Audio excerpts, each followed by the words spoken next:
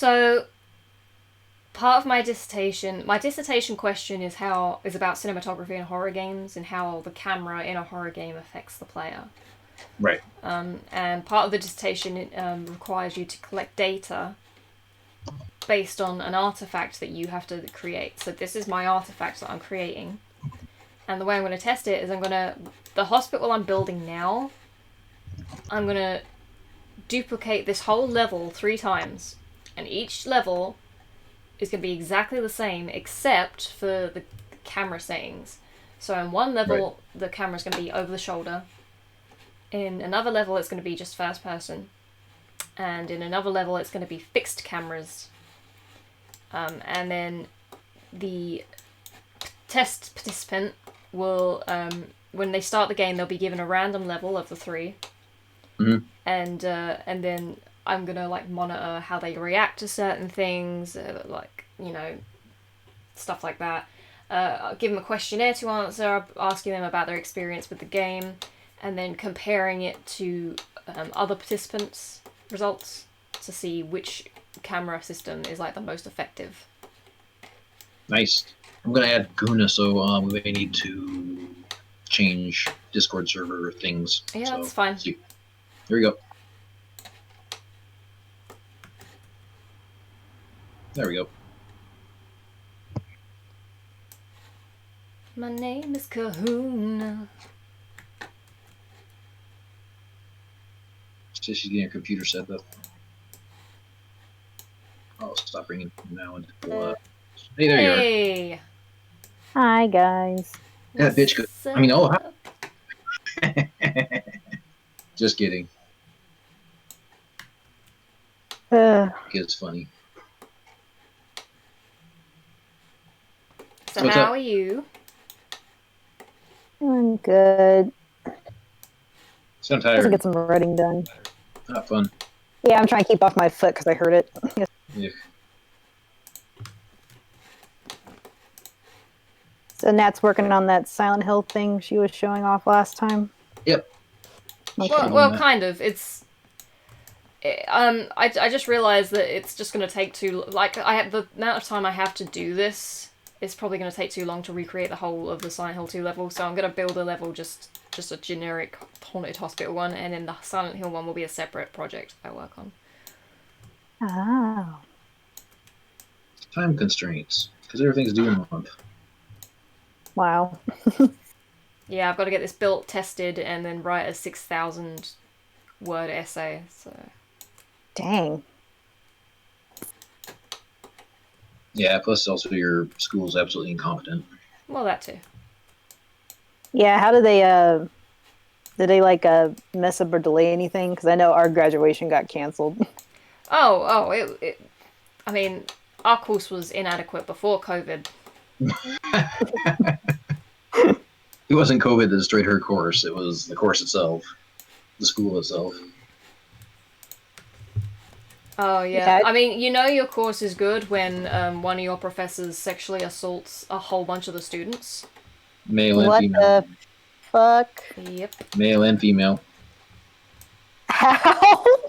That's Oh. so random. Jeez. Yeah, it's need to find one. Damn. But yeah, it's the more Nat tells me about what's going on, the more I think it's an absolute shit show. Yeah, safe to say I want my fucking money back. Yeah, it's really bad. It's actually disgusting the way we've been treated on this course, and let me put it in perspective. I have submitted stuff, and people in my class have submitted stuff 5 months ago. We're still waiting for the marks. Wow. Oh, tell about the professor who failed everyone in the class. Oh yeah, so recently a bunch of people got their marks back after waiting for months and months and months, and because they'd been pestering, I mean, I say pestering, but I mean, they deserve their marks back, you know what I mean? Hey, comics anime. I was going comics anime. So yeah, anyway, the professor was getting really fucked off, and so when the grades were finally released, these students who usually on their assignments, when they had previously been marked by the previous teacher, had always gotten high grades, suddenly, out of nowhere, got really low grades. And it's like, you think this is personal? Yeah.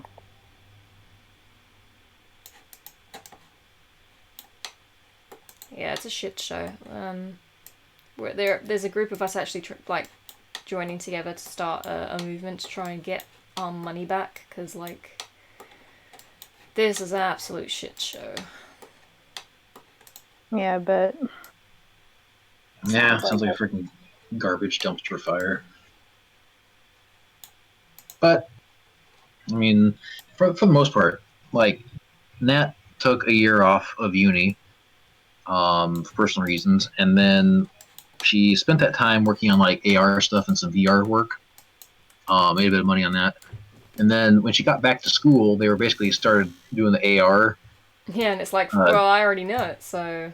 Yeah, exactly. But that's the thing, though, is everything you learned was like on YouTube and shit, and you were already ahead of the course. So a lot of the courses, a lot of the courses and the lessons in the course just consist of, hey, let's watch this YouTube video today, and it's like, oh, okay, I could have paid nothing for this, but instead I paid $9,000. Thank you. Exactly.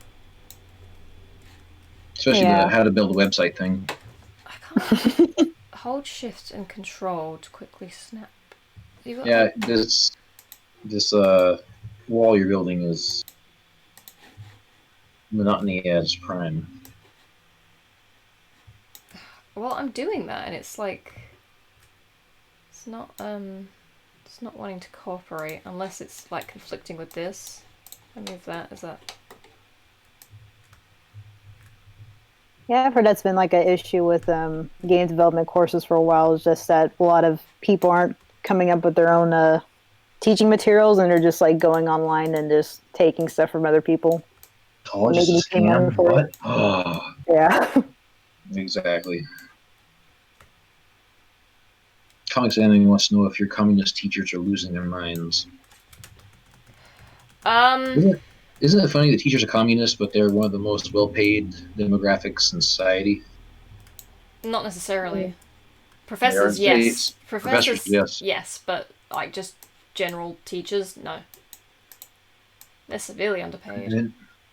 I meant professors. In fact, I think didn't the FBI or someone just recently find another professor was like spying for the Chinese? Oh yeah, that's been going around. Yeah, but because they're trying to hack politics. Up for COVID stuff. Yeah, I always thought it was just propaganda angle. So Kahuna, how's the book coming along? Yeah, doing good. I just posted a update on my website about it. So today. Oh, show your website. Do it. Your book sounds interesting, especially the new one you're writing. Yeah. Since it's in Montana, and that's where I'm at. So.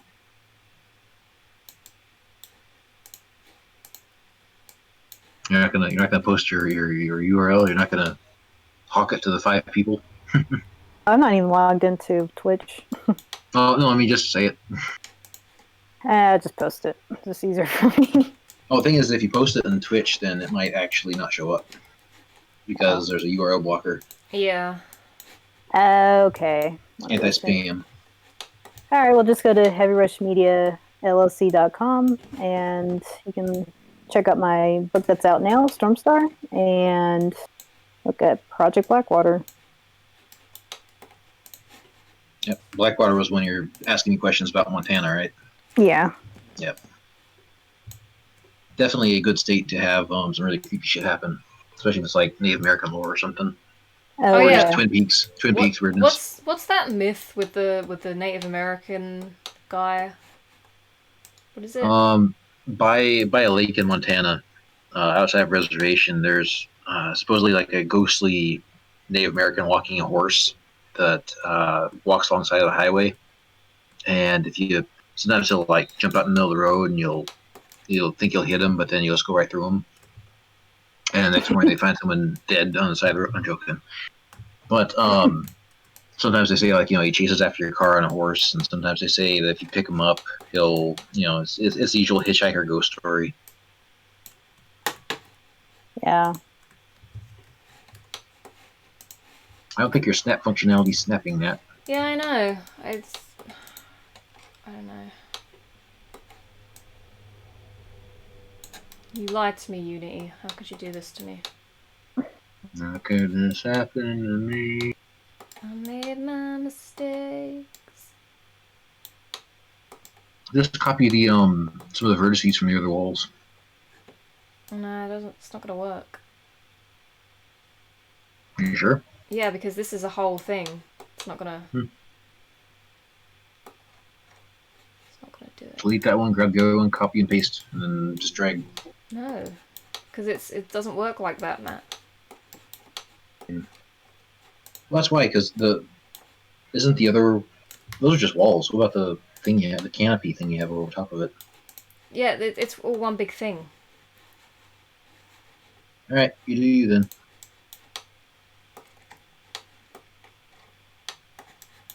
Yeah, see, that's like.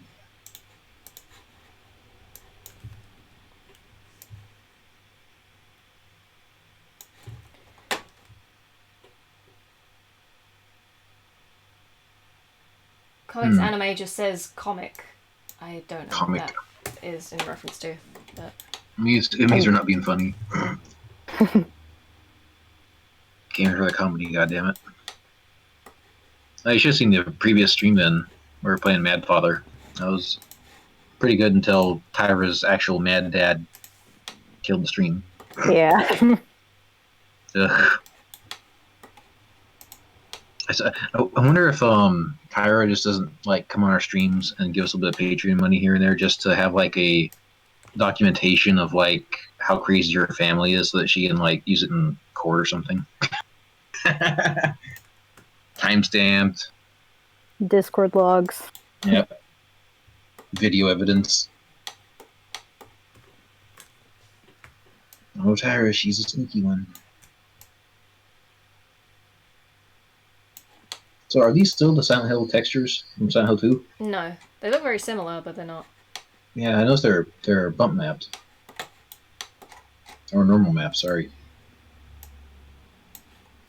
Speaking of normal maps and things, Kahuna, did you see the Unreal Engine 5 video that was on the Summer Game Fest stream? Yeah, I gotta look at that and the PS5 stuff too. Yeah, I mean, it looks phenomenal though, but I imagine the graphics processor you gotta have is... Yeah, it makes my head hurt just thinking about like how many triangles, how many pixels they have in that. Yeah, no kidding. I mean, it is impressive. It's damned impressive.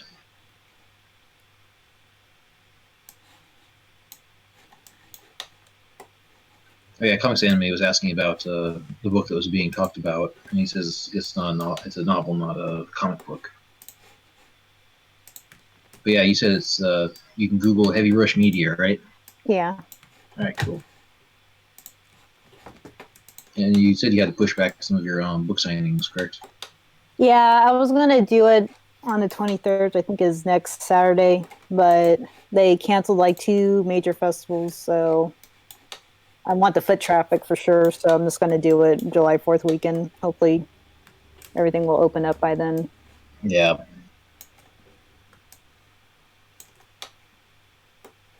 Though I wonder if because now saying in the UK they're starting to make it sound like it's gonna lockdown's gonna extend to like September or something, and it's like, are you mad? I know. Yeah, no, fuck that. But then when they talk about giving people like 80% of their wages to compensate, you know what? they keep talking about people like getting 80% of their wages. They're talking like, oh, we're gonna have to spend $20 billion, and it's like only $20 billion, huh? Compared to the 2.2 trillion we've spent. Although the population is smaller, but still. Yeah, I mean, we're going to be paying off this debt for a long time. And Oh, I'm just sitting here totally. thinking, like, yay, another recession I have to live through. Yeah. Try 2.2 trillion, though. I'm pretty sure that what's going to happen is they might just cancel out the debt with China. Be like, hey, fuck you guys. That would be the best thing to do. And they have Yeah, actually precedent. If you want to start a war, but...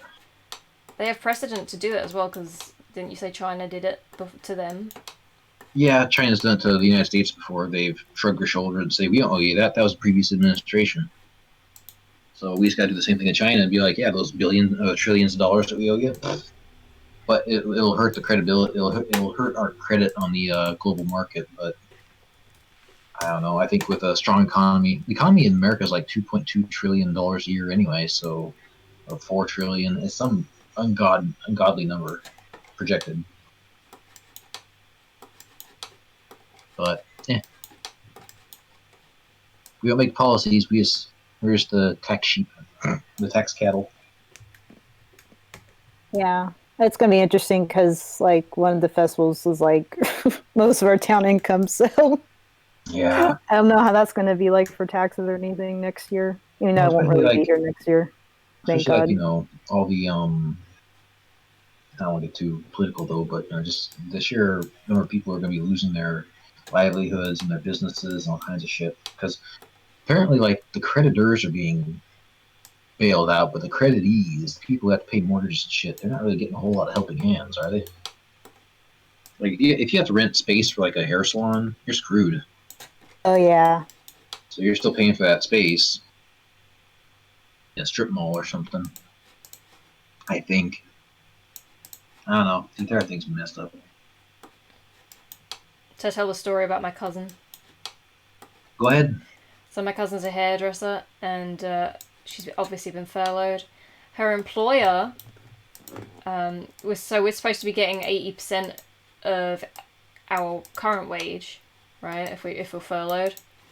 And how that works is the government gives it to the company, and then the company redistributes it to their employees, right? And my cousin got told, oh, well, we weren't sent the money, so we can only give you 40%. And it's like, bullshit. No, I thought the story you told me was that they got the money from the government because the government's giving out money to the companies, but then they said we're only going to give people 40% of that. Yeah, that is what happened. And that they should be happy getting half of what they're supposed to. Yeah, they said it was a goodwill gesture, and it's like, are you fucking kidding me? You're forcefully taking fucking people's money. It's ridiculous. Mm-hmm. Something screwed up with your walls there. Yeah. Rotation looks off. Maybe that's why it's not snapping. No, they're not. It's not the rotation.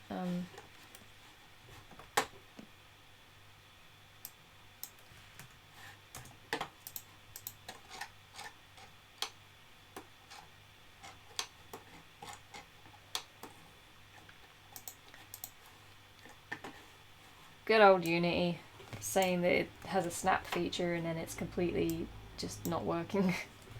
Well, I wonder if it's just not snapping right because the textures and shit are off. No, it's not that. Well, I see rotation on the y-axis is -90, so hopefully everything else is too. That's better, right? Sure. Let's have a look in the game. That might not be so bad. Keep your pants on, Nat. Heard something zip. Hey, you'll get a lot more views if you strip on camera. Cool. Yeah, it's not much so far, but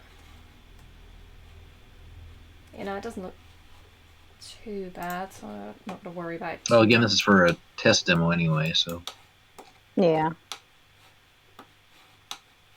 Oh yeah, how's Clamby doing? Oh, she's doing good. She's being a cutie. Well, we left to go get groceries, and she started nipping at our heels like I was gonna go back to the States. She's like nipping at me like, "Don't go," like a cattle dog does. Comics Anime says your character runs weird. Yeah, it's not final, the animation. Like, I need to tweak it a little bit, but for now it will do. You should show him Bat-Man. Oh no. One of the early builds where some of her artists in her uni group were animating a character for this another different project, and the way the character ran, it looked like a Scooby-Doo running animation. Like it almost looked like a reverse Naruto. Like the pelvis was way out, and it was like running like it was trying to hump the air. I mean, it was bad. Mm-hmm. I'm like, Nat's like, they only had one goddamn job, and they fucked it up. Hi, Bob Official. How's it going? That's hilarious.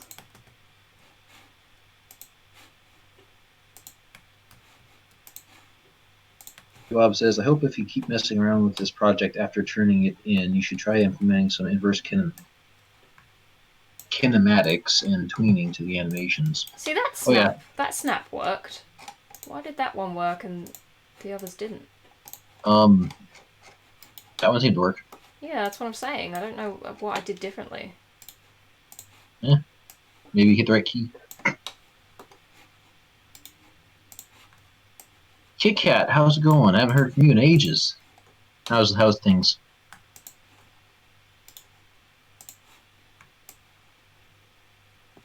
Oh yeah, Bob and Deadpan and I and Llama, we played some Vermintide yesterday. The stream's still up on Twitch.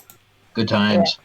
I'm having a blast. I'm having a blast playing Vermintide with iBob. And once we get done with Vermintide, we need to go back to Shadow Warriors too. Those 4-player games are badass. Yeah.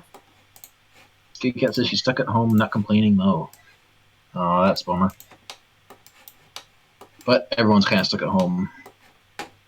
Home stuck. At least until someone, marches into into the state capitol with loaded weapons, like in Michigan. But we'll get there. We'll go there.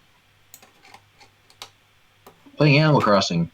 Now, see, everyone's talking about Animal Crossing. Like everybody's talking about it. Like it's the second coming of Mario, and I don't know anything about Animal Crossing. So if somebody actually knows anything about it, it's just therapeutic. It's kind of like The Sims. It's just kind of like you create characters and you just kind of have them interact and live life. Yeah. Live the life you wish you could live if you could go outside. Kind of. Yeah. Fair enough. I'm definitely not knocking anyone for playing it, but I just don't know anything about it. Never played Animal Crossing. Cool.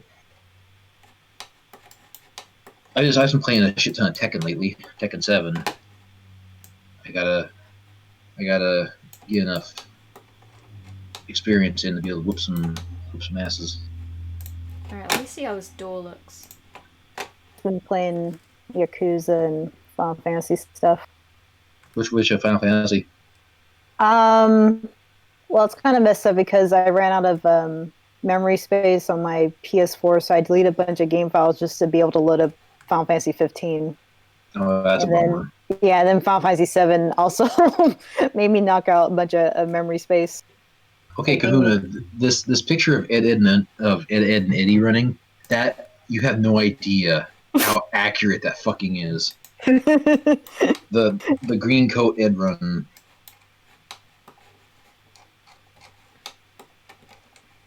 Yeah. What is this about Ed, and Eddie? What? Look in the Discord chat. That's how the character ran, right? Pretty much. Yes. I mean, I thought that limping animation I did for that YouTube video was still kind of meh, but oh god, these art students who paid $9,000 for that, I spent like an hour doing mine. Of course, I actually recorded Nat running, so that was funny. You know what I'm going to do, because it's quite dark and hard to see. 6 different takes. I'm going to go ahead and give her a flashlight. Nice. Oh, fuck. Is it a spotlight, though? Yeah, I guess it is. You know. I haven't done much on 3D and things.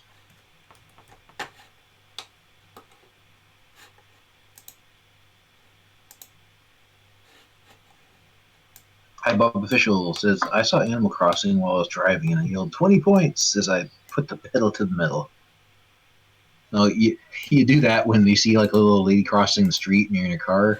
You have Grand Theft Auto on your mind, or Carmageddon.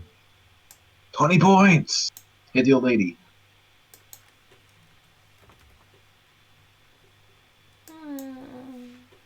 Yeah, I remember my parents were watching the news and they're talking like kind of like in the early stage of Corona when they're doing the shutdown, and they're complaining about the people, like they're like, well, Times Square is empty except for these people lined up at GameStop to get this new Nintendo game. It was Animal Crossing. Social distancing for Animal Crossing, damn it. And I was like just hunched together, like, oh, I just want this game. If you're going to be indoors for an indefinite amount of time, damn it, you want to at least have a game where you can simulate being out living a life. Yeah. And there you go. The character's got a little flashlight. I put it on her chest, kind of like a Silent Hill character, but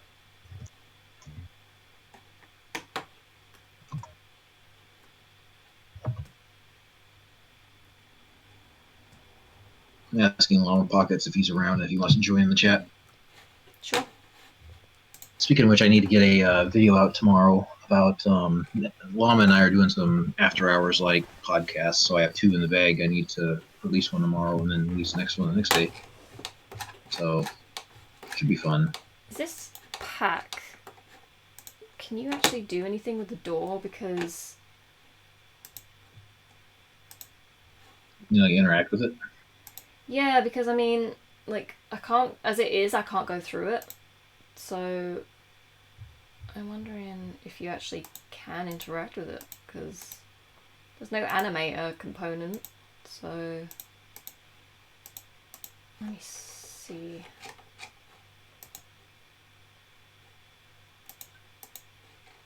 Oh yeah, what Tekken were you playing?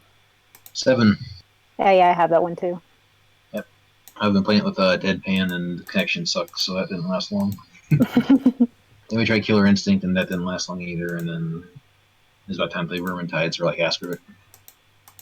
Yeah, I think Comics Anime wants to know what's your favorite character or main in Tekken. Oh, I didn't see that in the chat. Maybe I'm behind. But favorite character in Tekken is obviously Brian Fury. Freaking love Brian. He's just badass crazy. But I will say though that Tekken 7, I was reading the reviews from it, and some of the people who like are hardcore Tekken fans from previous iterations really hate what they did with Tekken 7. Like there's Brian Fury has this punch where he like just like charges forward and can knock a guy clear across the screen. Can't remember the name of the punch though, but it's just a straightforward punch that he dashes forward, and when it connects, the guy gets quite a good chunk of health taken away. And in Tekken Tag Tournament 1 on like PlayStation 2, you can punch him before he connects with that punch, and it'll stop the attack. But in this one, he has like almost like momentum armor, and you hit him, and he'll take damage, but he just keeps on following through with the punch. So I don't know. I've heard some things about Tekken 7 that people really don't like, including that rage arts, where you can once you get your rage meter, once you get your health down far enough, you get like rage mode, and then you can like pull a attack off that takes off a third of the person's health. They say it's too accessible for the normies, I guess. Which is why I'm playing that. I barely played any Tekken, so I got my ass whipped a couple times earlier. I'm like, well, time to brush up. So after I do well in this round of Tekken. Yeah, I don't play the series too much, I guess, but I guess I play it more than others. Yeah, I'm just waiting to hear when I do decent this round. They're gonna be like, oh, they fucked Tekken 7 up, and it's not like the old game, and this win doesn't count. And it's like, god damn it. Play one version of it at a gamer bar with my uncle. That was fun. Nice.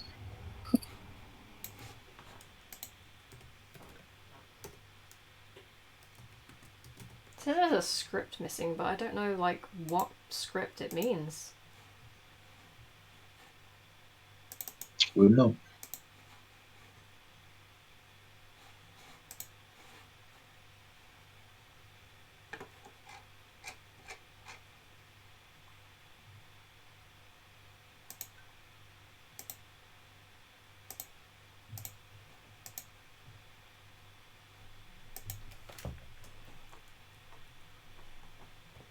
So now, who do you play in Tekken? Usually it's Eddie, isn't it? No, I quite like I like Jean or Jin, however you say it. Who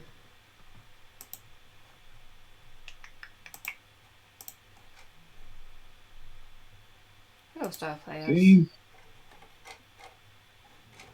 I can't really think, really. I think I mainly play King. Is it him or Armor King you play a lot of? It just depends. Like right now, I just have regular King. Gotcha. Armor King is kind of cool though. Associated script cannot be loaded. I'm more of a Soul Calibur, Darkstalkers person. Soul Calibur. Yeah, that's another one I need to get into. I recently got Soul Calibur 6. Is that the one with Geralt of Rivia, The Witcher? Yeah, I don't know. I think the last version I have was like the one on the PS3 that came out. Yeah, And then got I the one have off Steam. Since everything was 75% off in the last couple of weeks, I was like, ooh. And then I have the original one for the Dreamcast, Nice. which is also fun. Yeah. Is it just like Soul Edge or something? Or am I thinking too far back? No, it's Soul Calibur. It's an arcade port. Gotcha.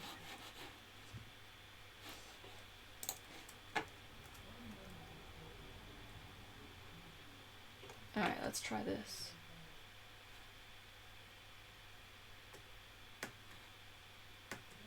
Hey, now it works.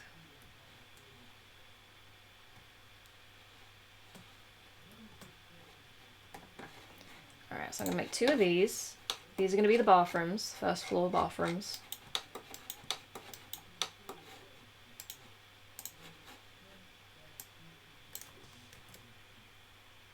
Okay, Bob says that Soul Calibur 6 has Geralt. Yep, that's one I got. I've been playing them. The only one I've ever been playing is Geralt, though, but usually I'm pretty good at Maxi, and I want to learn Ivy, but I suck at her. You wish you sucked on her. Yes.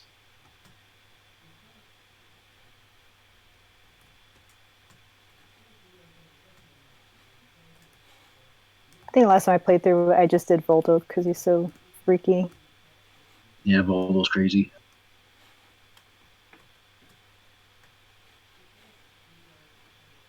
But like Maxi, I mean, you can just button mash with him, and nunchucks fly everywhere, and he's crouching, and he's like the Eddie of Soul Calibur.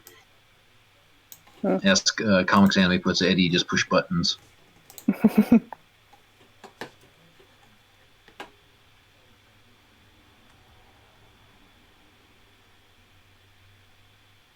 So what do you think the first... Because one of the things as well that I'm going to use to experiment is I'm going to have like 10 scripted like jump scare moments.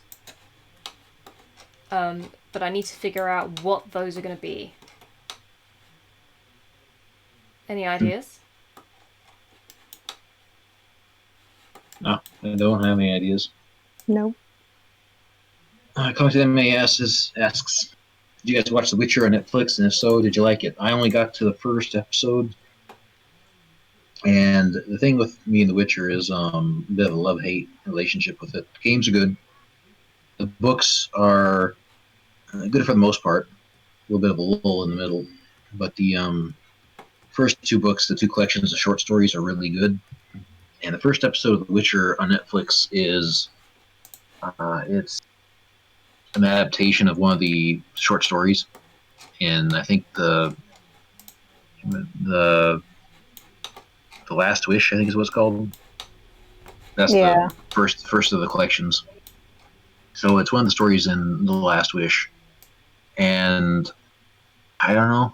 I think that they kind of robbed a lot of what made it such a good story. The bones are there, but the guts are there, but not really like the soul, because you get more of the dilemma of who's really good, who's really bad. It's kind of like the neutral, the shades of gray kind of explanation people give Game of Thrones, but it's done in like a fantasy setting. And I just think that the books are great, and I wasn't really all that impressed or wowed, I guess, with how Netflix did it, because spoilers really quick for the next minute if anyone hasn't watched it. he kills the woman in the streets, but in the book, she's threatening to kill other people, like a whole crowd of people, if he doesn't kill her. So he kind of has to do it. So in this book, or in the Netflix series, he ends up killing her and her 7 dwarves essentially, because it's a Snow White parody. And there's no threat of her killing anyone else. He's just trying to save a wizard. And then at the end, all of a sudden, here comes everybody in the fucking town, and they start like throwing rocks at him to get to punish him for how could you kill someone in our town? You're a horrible monster, and all of a sudden we hate you. And that's the Netflix version, right? In the book version, Geralt makes friends with most of the townspeople. He's not really terribly liked because he is a Witcher. But what happens is at the end, one of his only genuine friends in the entire town, just comes up, looks at him, and says, "You have to leave this town, and don't you ever come back." And just that, without the stone tossing and the shouting and the mobs people, just that is enough to drive a stake in your heart, right? Mm-hmm. Because he had to do something he wants to be neutral. He had to do something to save other people. He did it, and then the people he tried to save turn on him. Yeah. But it's a lot more subtle in the book version versus the Netflix one. Yeah, I just couldn't get into it for some reason after the first 2 episodes. I never got to the second one. I haven't seen it Yeah. yet. So. Like, I have a copy of The Last Wish I haven't gotten to yet because I'm trying to catch up with some other reading. It's so good. I mean, I don't like fantasy, but The Last Wish in the Witcher first Witcher book is really good. I got the audiobooks too, so I read along and listen to the audiobook at the same time. And oh man, you can get audiobooks on YouTube, and the voice actor is amazing. But it's good stuff. I mean, seriously, one night you should actually just like listen to the Last Wish and follow along with the book. It's great. Okay. Yeah, and again, this is a guy who doesn't like fantasy, and I'm sitting here fawning over The Witcher. Yeah, I used to be into fantasy. I just kind of don't really read the genre anymore. Yeah, my thing with fantasy though is I never just got into it because usually you think of like the tropes of it's the elf and the dwarf and there's the ultimate good and absolute good, absolute evil, and dwarves are too perfect, and or not the dwarves, elves too perfect, and then they have these big corny speeches, which is kind of why I like Game of Thrones, because when who's the one who backstabs the Starks and Theron Greyjoy. Yeah. When he starts doing his big heroic speech and somebody just comes over and knocks him in the back of the head. I hate fantasy tropes.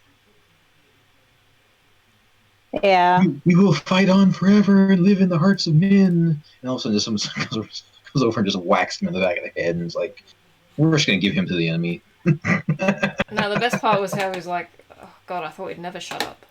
Yes. That's what I mean, is by fantasy tropes, those are the kinds of things you can't stand. The long-winded speeches. I mean, Tolkien, I'll give him a pass just because Tolkien did it. I mean, he was kind of the one who originated it. He's the one who popularized it. Everybody else, I think, kind of just is a derivative. Well, here's the funny thing is that people say that, Tolkien's work is like too, it's base fantasy and so it's very predictable and, all that kind of stuff. If you think about it, he did a lot of stuff that would be considered subversion by today's standards. For example, Frodo failed in his quest. Yep. He ends up getting corrupted by the ring. If it wasn't for Gollum coming in at the last minute, it would have been over. When he's at finally at Mount Doom, and he has his chance to, throw it in, he doesn't. The hero fails and basically turns essentially to the dark side. And if it wasn't for Sam and Gollum, then he'd have been fucked. So. Holy crap! Your character's giant. Yeah, I just think it's like, yeah, it has to be a twist or something different to it for me to get interested. Mm. Like even urban Something. fantasy kind of falls into the same tropes and themes and different types of Yeah, characters and stuff. like what's that one book? The Song of Silmarillion or something. Silmarillion. The Silmarillion, is that it? Are you talking about the Tolkien one? No, no. Let me look it up real quick. Uh,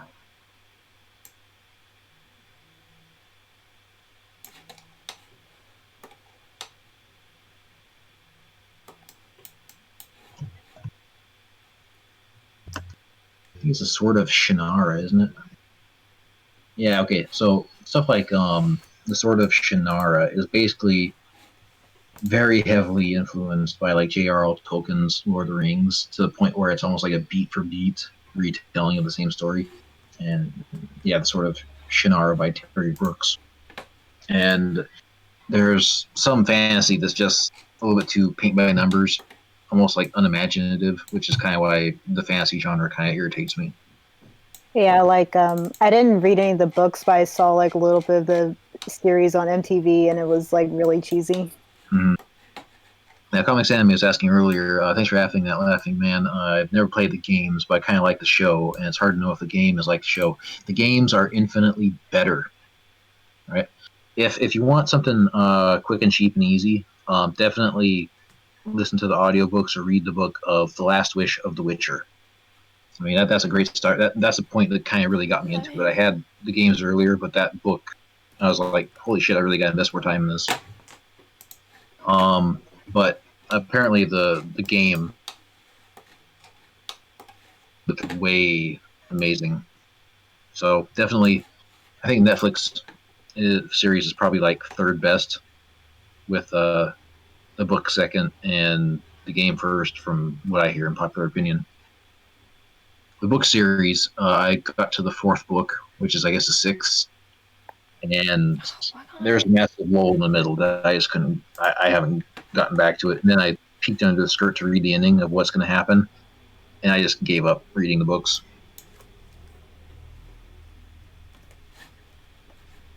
I don't Yeah, right understand why I now. can't get through this fucking door. Comics Anime also says, I'm just catching up on the reading here. There isn't that big of a leg. He says, I love the chaos as a ladder speech in Game of Thrones. Yes, that's an amazing performance by an amazing actor. With it's dark and sinister. It's wonderful, but it's when Game of Thrones takes the piss out of fantasy with the big epic heroic speeches about bravery, and they just club him in the back of the head and tell him to shut up. Oh, I mean, it's just like. But Kit says Tolkien didn't believe in true good or true evil, and that's why. With I guess he's referring to Frodo failing. But the one problem with the Lord of the Rings stuff is that there is an absolute evil and absolute good. I mean, the good characters have very few flaws, and the bad characters are all bad. So whether he believed in it or not, it's really hard to. There's very little gray in Tolkien's work, or at least the Lord of the Rings. The Hobbit, maybe you could argue, certainly.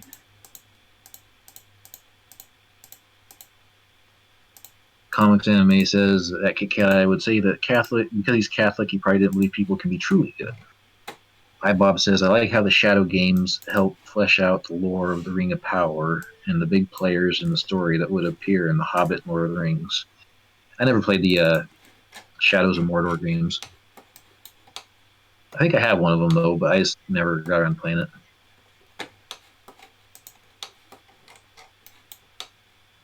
Yeah, right now I'm reading a Final Fantasy VII novel that takes place after Advent Children and House of Leaves. Oh, I thought you were going to say House of Leaves came after Final Fantasy VII. I'm like, what? Now this is like a side story, I guess, with the Turks or something. I'm just like, well, they keep expanding this game's storyline to infinity. I mean, Advent Children should have just been the end of it all. I mean, I don't even. I played Dirge of Cerberus, and well, not all the way, but I played a decent amount of it, and I played Crisis Core all the way through. And I still think that they should have just ended it Advent Children as like a little, hey, here's a cherry on top for all you fans. So I really like the Advent Children, especially the remastered version where they expand everything. I Yeah, I mean, have. it's about as anime as I can stomach, just because I recognize the franchise. I mean, people doing weird shit on motorcycles and flips and magic and all the stuff I genuinely don't like in fantasy. But here it gets passed just because it's Final Fantasy VII.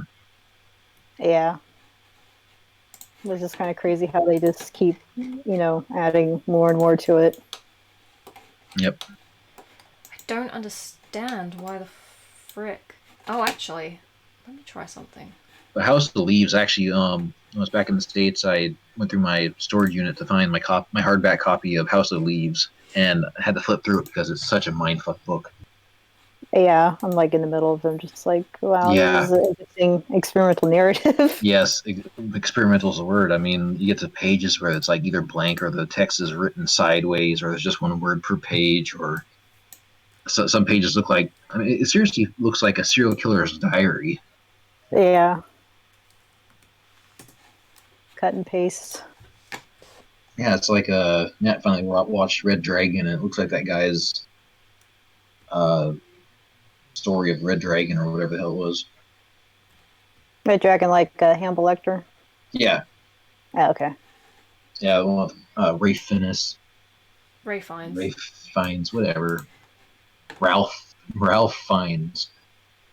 What did he find? It's not Ralph, it's Rafe. Rafe. You guys watched Manhunter, which was like the original version of it, movie-wise? I haven't. I've been wanting to, but I haven't. Yeah, that's really good. Even the soundtrack is good, and the cinematography, it's like, wow. I've heard good things about it, and I've been wanting to check it out because I love Red Dragon, but the more I watch it, like every repeat viewing, it just kind of feels more and more like this part kind of feels like it's tacked on, like it's something that Hollywood had to come up for, like a twist ending, that kind of thing. Yeah, I think Manhunter is more sophisticated or something. There's just something kind of more better about it. Yeah, Red Dragon, well, a good movie. The more you watch it, it's just like it just kind of feels more and more Hollywood. If that makes sense. Yeah. Yeah, but still a good movie. But The Hannibal TV series was kind of like not good though after season 1. I watched the first season of it because I really like Mads Mikkelsen. Yeah. Nichols. Is it Mickelson or Mickles?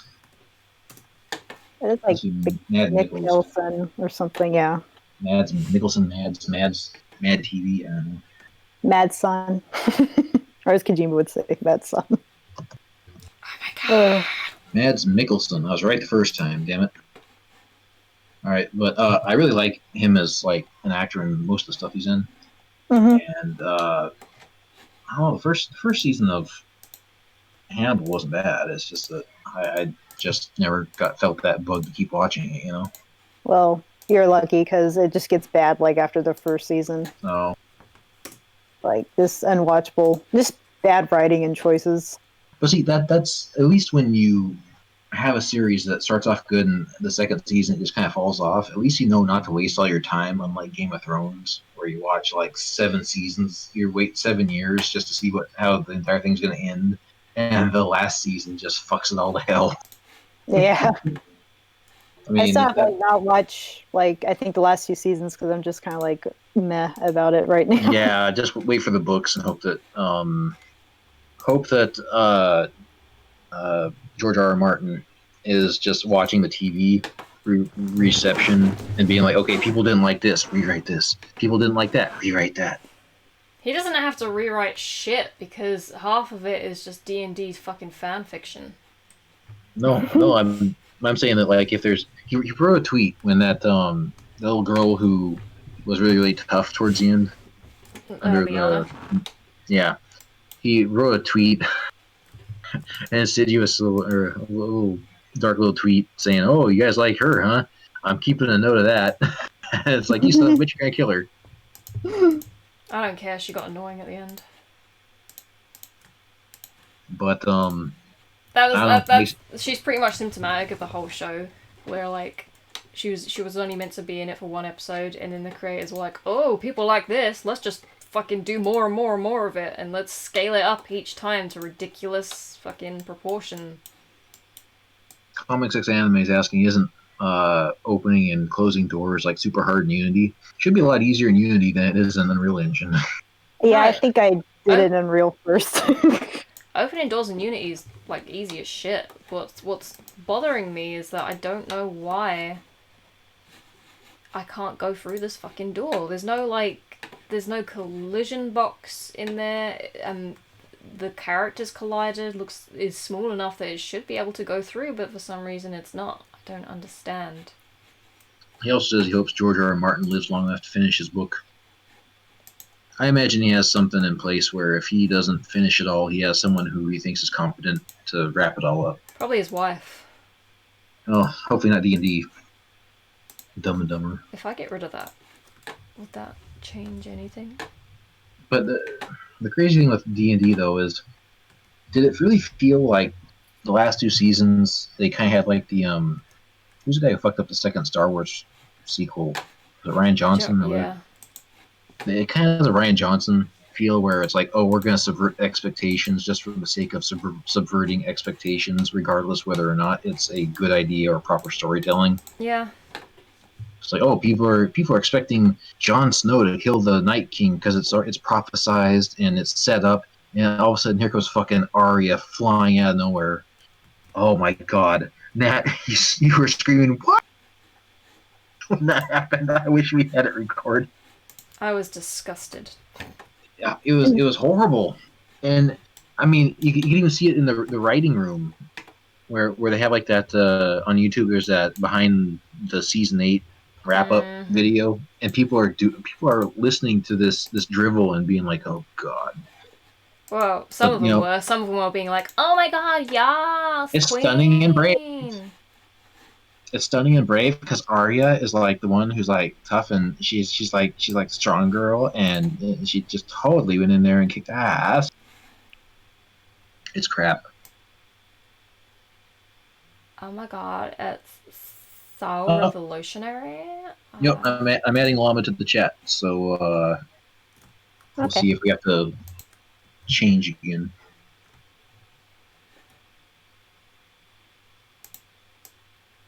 Oh fuck. Hey. Yo. Hey. What's the matter? So yeah, that's making a spooky level. Excellent. Trying to. This thing is not. But look at it though. There's like something in front of the opening, like texture-wise. That wireframe. It's like a gate. Yeah. Oh, I think I know what it is. Actually. It's just a wall. the opening's just like an illusion. No. You have to put a door frame in there? No, it's not that. Oh, hang on. Yeah?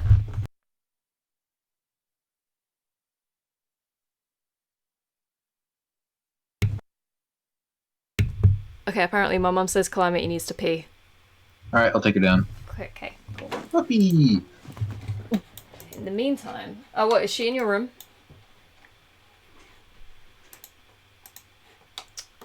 Yeah, in the meantime, I think the problem lies...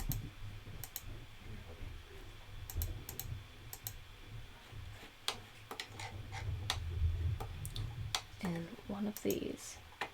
So how's everyone doing? Just dandy on over here. How y'all doing? Good. I want to go to a restaurant so bad.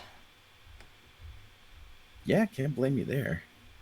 Restaurants. Yeah, we actually went out for Mother's Day, like the day before Mother's Day. We ate some barbecue. Yeah, barbecue's tasty business. That's good stuff. Yeah, we have this place that's like pretty good. I just like their chocolate sauce ribs. They're so good. Chocolate ribs? Yeah, it's like a barbecue sauce, but like the base is like a semi-sweet like chocolate. But you kind of can taste the chocolate, but it's not like overpowering. It's kind of like a savory thing, but it's like really Man, good. that sounds. Man, Yeah, barbecue is like one of the best things on out there. That yeah, sounds it is. so damn good. Oh, we went and got Chinese food for Mother's Day. Did order out for that stuff, so it's nice to Yeah, have yeah, restaurant food at some point here.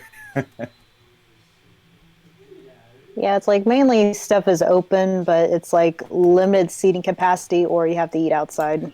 Yeah, Which oddly hasn't been too bad because the weather's been surprisingly like pretty mild and nice. nice, nice. Yeah, it's You, been you know kind of what? the same way here. No, what? I'm gonna experiment quickly with something. You go. Hey, Minnesota's here. So to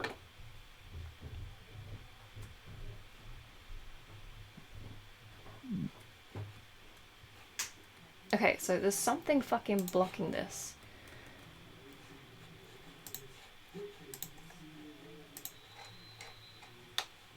So if you can go to a restaurant there now, where would you go? There's a place just down the road from my house called Smokey's Shack. It's like a American like barbecue smokehouse type place. Everybody wears cowboy hats. It's Everybody all wears cowboy cowboy hats, still. and they have like American flag bandanas, and they keep on saying "Howdy, partner." Is that true? No. No. Oh, okay. So what the fuck? Puppy. yeah, comics anime root beer sauce is good. People from the Hey, UK don't like root beer. What? People in UK do not like root beer. yeah. I mean, I know people here that don't like root beer just because it kind of tastes like toothpaste or mouthwash or Because it something to tastes like them. asshole. Yeah. I like root beer's tasty. I don't like root beer Amazing. floats though. Everyone's just like root beer floats are the best. Like fuck you. No, I'm not Nah, a big orange fan of those. creamsicle. So I don't like creamsicles either. Yeah, I don't give a shit. Gasp all you want. Yeah, we have like a local brewery and they make their own root beer too, and it tastes good. Ooh, nice. Yeah.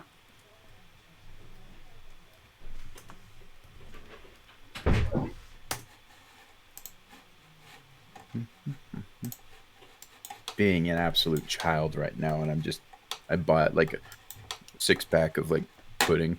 So I'm just eating God. pudding right now. Yeah. Hey, Minnesota Fats, how's it going? Minnesota. So here's the thing. My parents do this with root beer. Is they get like a big thing of pork roast, and they pour root beer in it in a crock pot, and it's supposed to make really, really good pulled pork. Yep. Nice. Yeah, Why- I haven't tried it myself, but Why is this always the bane of my development? doors, Fucking doors. Root beer? root beer, yes. I don't understand. This should not be this hard. So here's a better question: what brand of root beer is the best?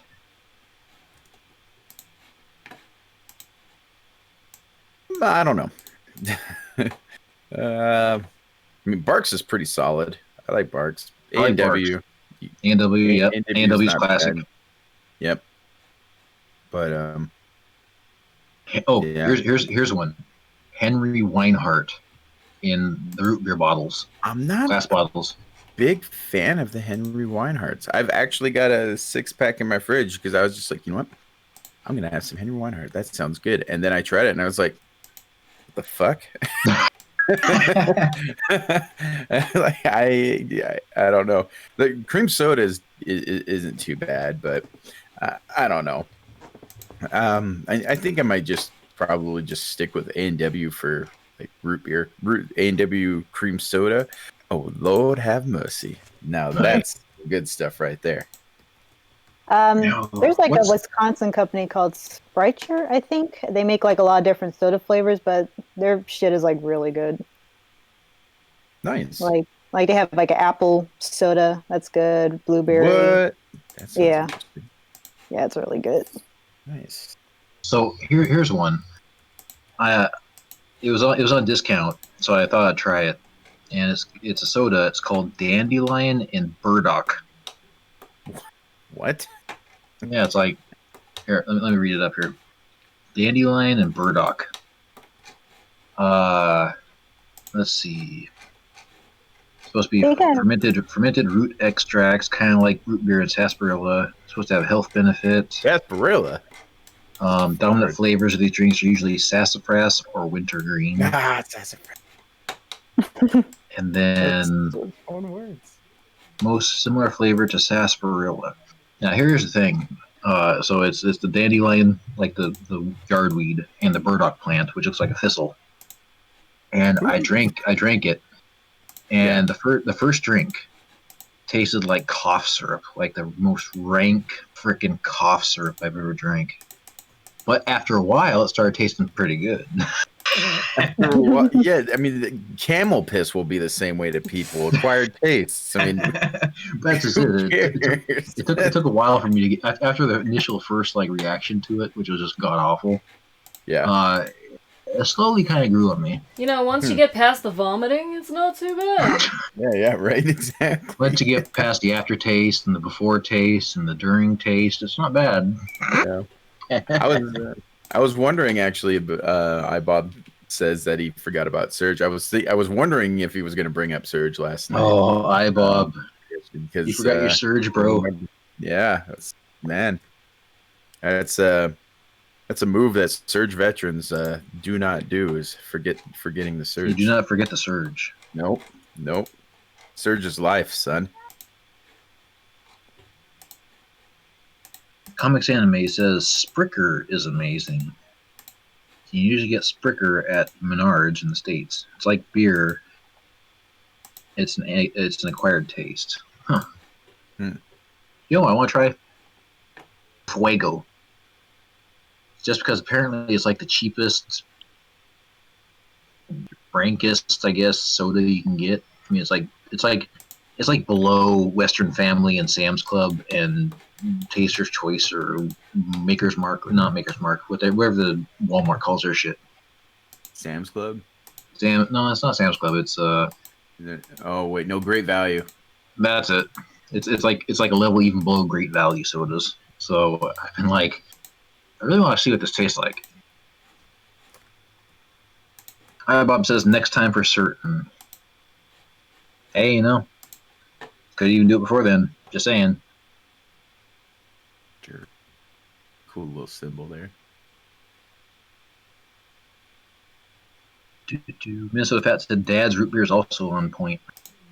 I forgot about Dad's. Yeah, Dad's isn't too bad. Comics Anime says we haven't had a Surge video in a long time. Don't worry, we're getting up to it. With the videos, I'm just trying to kind of get through them a little bit quicker. So unless there's a video or a particular instance that I remember having some really, really great stick in your head kind of moments, I'm just going to kind of, I might do like one highlight video a week and then just kind of just get the rest of the videos out to get caught up, and then I can work on it proper again. But we have several. Remember Double Dragon Neon and Mother Russia Bleeds, and what was the other one? Oh, Blazing Chrome. So Bobby and I had another game stream night for our Tales of Two Boomer podcast, or not podcast, but the video thing, and had a blast with that. So you'll be seeing more of that soon. Don't worry.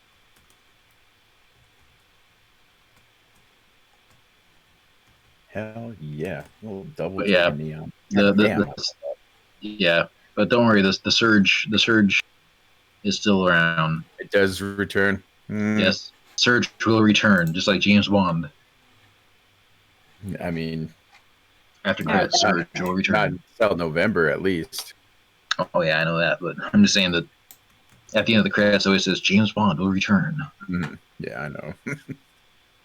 I'm kind of mad they didn't release No Time to Die like on VOD or something like that. So bullshit. Yeah. I by the time everybody started releasing things and such that they had already delayed it, so I I can understand they're just gonna stick into it. So we'll see. Yeah. Hopefully theaters will start opening on up here not before too long here. And Yeah, because Universal was has an embargo on it or something. A chain of movie theaters is not AMC. showing Universal Studios videos because they decided to just release some shit online, and that took money out of their pockets. Mm-hmm. Yep. Because I wonder if like the returns are better on digital than printing film and all that kind of stuff. I imagine it's just printing money at that point, right? No theater costs, Yeah. no having to send out canisters of film and stuff. Yeah. If they even still do that. Everything's digital now anyway. Yeah, they still have to send off things to theaters to be able to have them shown. When I was working over at FedEx, I was in charge of some routes where that had some theaters on there, so you're always able to see like what films some theaters were going to be showing because it just says on the outside what it is. So do not steal. Yeah. But yeah, I don't know. I really hope nothing happens to theaters because I love that experience where you just have a big screen and you're there to just just be blown away. You have this awesome surround sound, and some movies are just so much better to be seen on the big screen. The Star Wars movies are just there's always a moment in a Star Wars movie, doesn't matter which one it is, where it's just the big magic on this massive big screen. You've got the cool sounds happening all around you, and it's just it's a lot of fun, So in action films and such, I don't really go and see like comedies or dramas too much there, but last big like event we went to see Endgame in IMAX, was it? Yeah, there you go. Yep. Yeah, that was a lot of shit taken. Yeah. I can't remember the last movie I saw in theaters. What was that? I can't remember the last movie I saw in theaters, to be honest. Joker. Definitely Joker. I have not seen that yet. It's a hard movie to watch. It's good, but it's a hard movie to watch. But I'd suggest it. I think the only theaters open around here is the drive-in ones. Oh, I wish they'd bring back drive-in movies. I never went to one. It sounds so fun. Over in Hamilton, they're opening up a drive-in theater. Nice. How are they doing? How are they doing the audio? Are they just doing like a radio broadcast, short range? I'd imagine. Yeah, because you can't do Bluetooth because that's way too many connections. Yeah. Be pretty cool, though. It'd be kind of fun. But I got to tell you, the best movie theater experience I've had in ages was you, me, and Nat watching Deadpool 2 in that swanky-ass theater where you get like the big lazy boy chairs and you get people bringing drinks to your seat. Oh my god, that was cool. Yep, it is. It is a lot of fun. It is nice. That was like that was a service. Damn. Yeah, it's nice to go there because then with these nice big seats, you've got enough room between you and this other person. You're not bunched in together. It's just you have people there who act like they give a shit. Yeah. It's fun. Yeah, it's a damn good time. Yeah. iBob says YouTube's down. Nice. Let me look. Maybe someone thought YouTube. What's up for me? Look at what's trending. Living on 10 pounds a week in London. And Sidemen Tinder in real life, and women disguised as 911 call by ordering pizza, and Gordon Ramsay appalled by English-style fish and chips in America. Yeah, Jeff Keighley doing a Q&A coming on up here soon. Oh yeah, Jeff Keighley and his. By the way, that's getting released tomorrow. Oh, nice. That podcast. I'm not going to do anything like spectacularly visual for it because it's an hour and a half long conversation that we have. But it's a good conversation. We have some genuinely good stuff, and that bit with the what the hell is that dragon game you're talking about? Crimson Dragon. Yeah, the bit with Crimson Dragon. I'm kind of putting that towards the beginning as like a little teaser, so just those people who are new know what we're going to start talking about and what the atmosphere is going to be like. And then it goes right into the full conversation. Cool. And after that, after we do the pros and cons of digital conferences podcast released tomorrow, then I'm gonna release the game. God, it took my time. I keep wanting to say hidden gems, but that's not what we're doing. No, we're doing guilty pleasures. Yes, our video game guilty pleasures, so people can look at us and say that we've lost all of our gamer cred. Everyone's got one. Well, I'm going to spoil one for you right now. I was on our Discord yesterday playing Friday the 13th for the NES. I was doing pretty good in it too. It's all working for me, iBob. Yeah, I'm not having any issues on the YouTubes. So iBob, what it'll fix is you go behind your computer and you unplug it.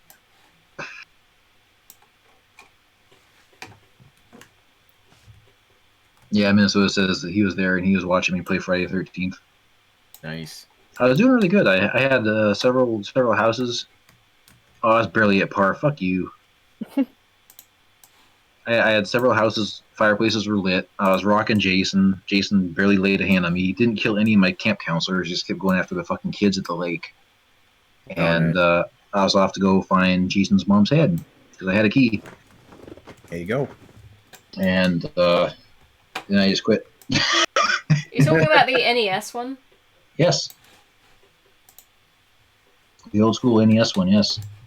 Because, I mean, it's not a great game, but Llama here, he beat it. Took a while. But you beat it. I mean, that's gamer cred right there.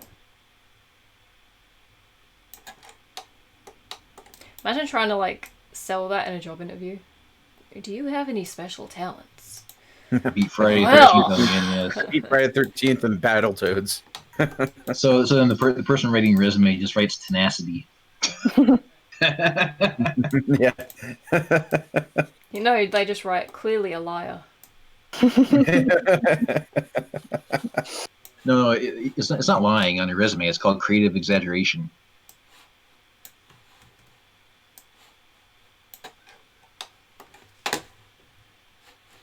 That's a narrow-ass stall, Nat. Give the man some room. This is the ladies. Give her more room. Ladies don't need as much room when they're going to the bathroom as men, apparently. Yeah, manspreading. Ooh. So, Did you see that thing? Did you see that thing where it said that manspreading's been expanded into running?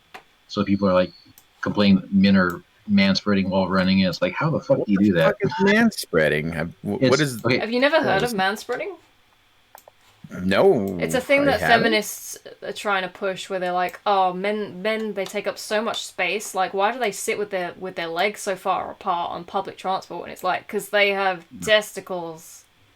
Yep, exactly. That's it. Make way. Give room. Here comes my testicles. Is that what you say to all the girls, Bobby? Yeah, oh yeah, that's why I'm single. He's such a hot catch. Yeah, exactly.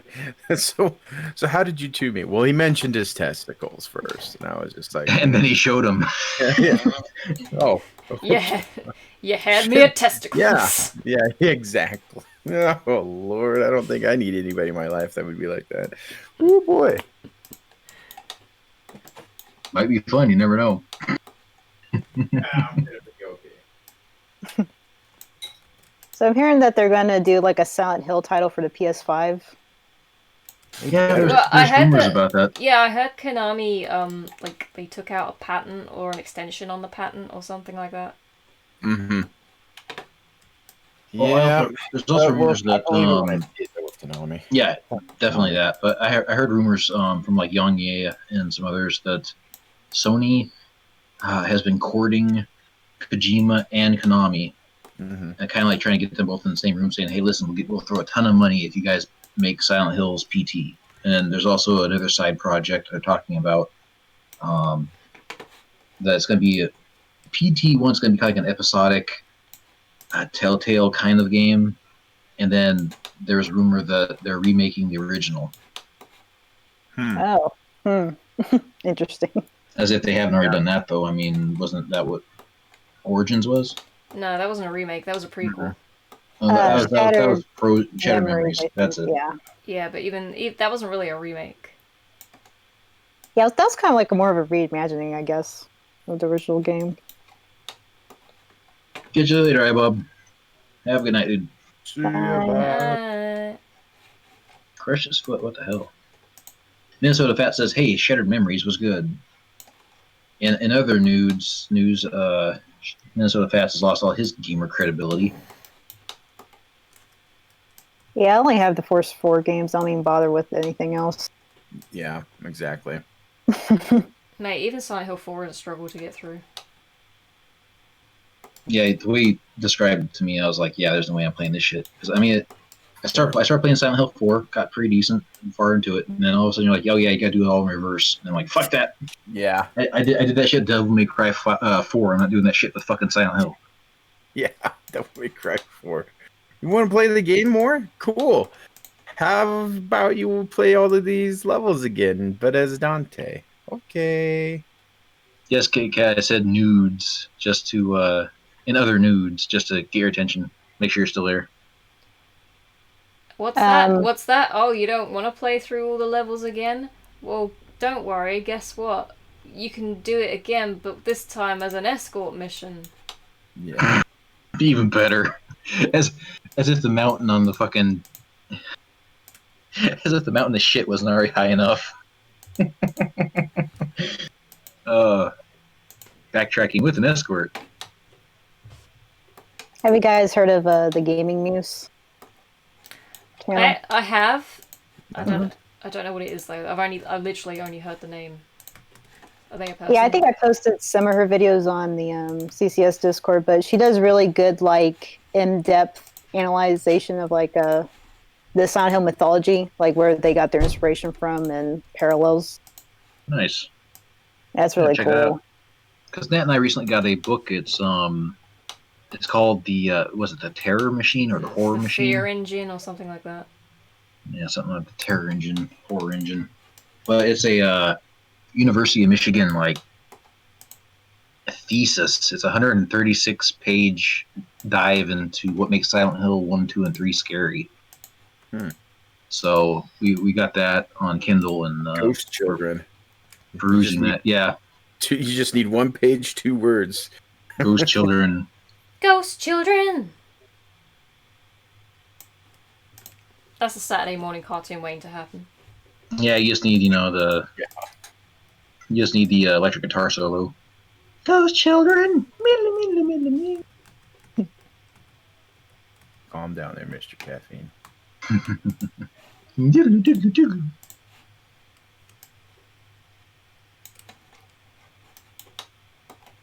Yeah, you do the Ghost Children, then you get the last bit of the Two Boomers Surge video, where it goes da da da da da da da. And no, Kit Kat, you do not get nudes. Drakengard. Drakengard was fun. I like Drakengard. I've heard good things about Drakengard. Never played it though. Too bad. I feel dumb not playing it because I love dragons, so I'm like, why did I never pick up this franchise? Yeah. It wasn't too bad. I mean, it wasn't top tier or anything like that, but for what it was fun. Yeah, for me, it's either I like to collect physical copies of games, so it's kind of like either expensive or elusive. Like I think I went to a game shop and they had like Dragon Guard 2, but it was all like in Japanese, so you need a Japanese console to play it. Yeah, Oh, that Or sucks. have them I'm on the this. same exact way. Like I love collecting like physical copies of games, and so yeah, Mhm. I get it. Dude, you told me that some asshole broke into your storage shed and stole your games. Mm-hmm. When was Fuck, man. this? My Super Nintendo and nearly all the games for it, Jesus. Damn. Except. except for Batman Forever. On the Super Nintendo. You know what would have been funny is if like they stole all your games, like they broke and stole your games and left, and then broke back in and put back Simon's Quest. That's kind of what they did with Batman Forever. yeah they just yeah. They were like, "This is not My what I'm game was stealing." the worst game. It was the worst game I had. Like I beat it, but it was a fucking mess of a game. And so of all games that was left behind, that was the one right there. It was just on the ground. They're like, "Fuck this one." Because it sucked back then, it sucks forever. Yep. Yeah. Oh gosh. Though. I mean, did you ever go to like game shops and see if they had your stuff, or go on eBay to make sure people weren't selling it? How are you gonna find that? How are you gonna know that? I don't know. I mean, like maybe they had like a console sitting on a shelf somewhere, and you notice a certain scratch or something. I mean, that's how I managed to get some of my video games back when someone stole them from me. Really? Yeah. Really? Well, it was I had a cousin who had Scratch. 5 feet. Well, no, seriously, like, I had a couple of Game Boy Mine. games. I had a couple of Game Boy games and some Super Nintendo games, and then one of my cousins came over, and all of a sudden they disappeared. And so I'm like, "Hey, did so and so have? Did he all of a sudden get some video games?" And his mom's like, "Yeah." He's like, "He said he traded them at school." I'm like, "No, he stole them from me." And she's like, "Oh well, can you describe anything that would can you identify the games?" I'm like, "Yeah, this game has 3 scratches on the back." And all of a sudden, like the next day, there's a knock on my door, and there's all my games back, and my cousin crying and trying to apologize. I'm like, "Fuck you, give me my shit back." Yeah, Which there's cousin a was difference this? between talking to family though and talking to somebody at a game store saying, "Hey, this game is Yeah, mine because I recognize the scratches." That part's true. That part's true. See these 3 scratches? These are mine. Yeah, Kid. Nah, that sucks though, man. yeah, it is what it Were, is. were, I were can they in always- box? I can always Were they in rebuild. box or anything? I mean, Damon's Crest was. oh no. Kahuna and I are like, no. Yeah, I know. It sucks. It still stings, but whatever. Here's an interesting thing. There's companies out there that if you only have the physical copy of the game, they will print you a brand new box Oh, that's cool. and at the exact same specifications and resolution of the original artwork and stuff. Let me look it up. I'll show it out. I think I heard it on the Angry Video Game Nerd. It'd be cool to get that for all my Mega Man games.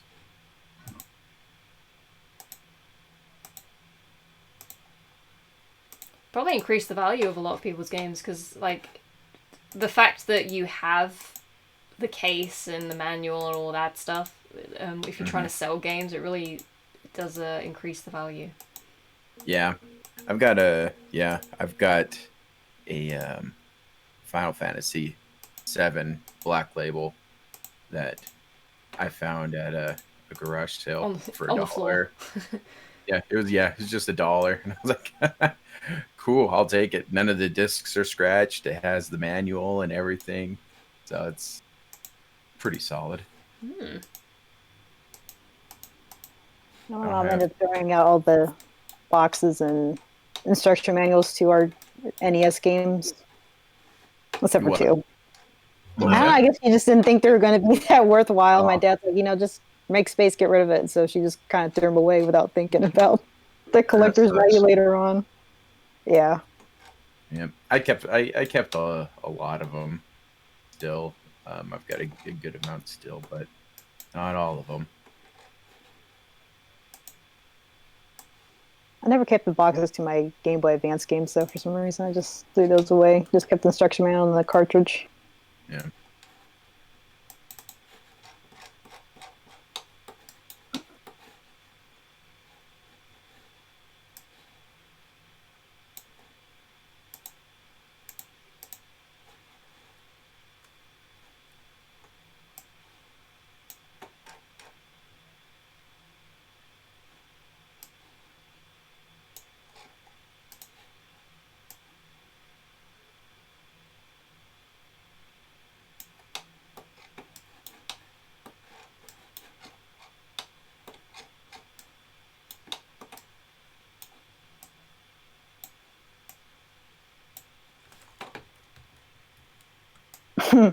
Death Stranding 2.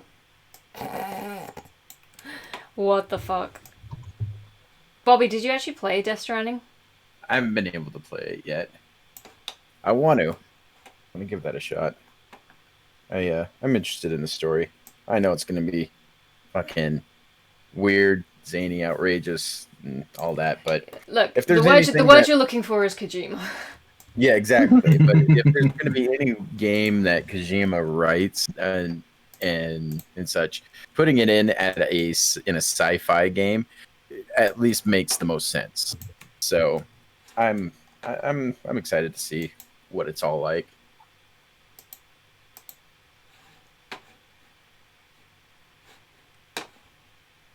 Yeah, damn, I cannot find this fucking thing. What are you looking for? That company that does video game box art. Like they'll recreate your video games box art if you threw the box away. Ah. It's the same material, and it should be a perfect one-for-one replica. Huh. Oh, it's out there somewhere, folks. Go look for it.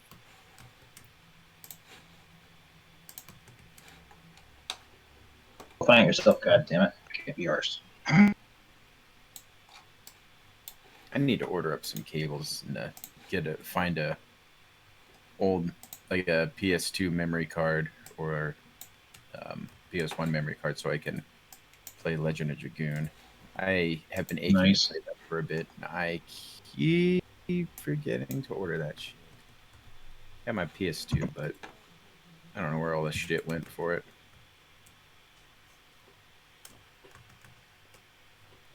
Yeah, I acquired that game by accident because I was looking for Panzer Dragon, but I just got that one instead for like $20. Oh yeah, Yeah, that's a way of getting a game. yeah, because I like never heard of it. But I'm like, well, There's this might. Dragoon in it. Yeah. And people are like, "That's a good game." I was like, "Okay, good." Yeah, fuck yeah, it is. That is one of my favorite RPGs of all time. That's a great game.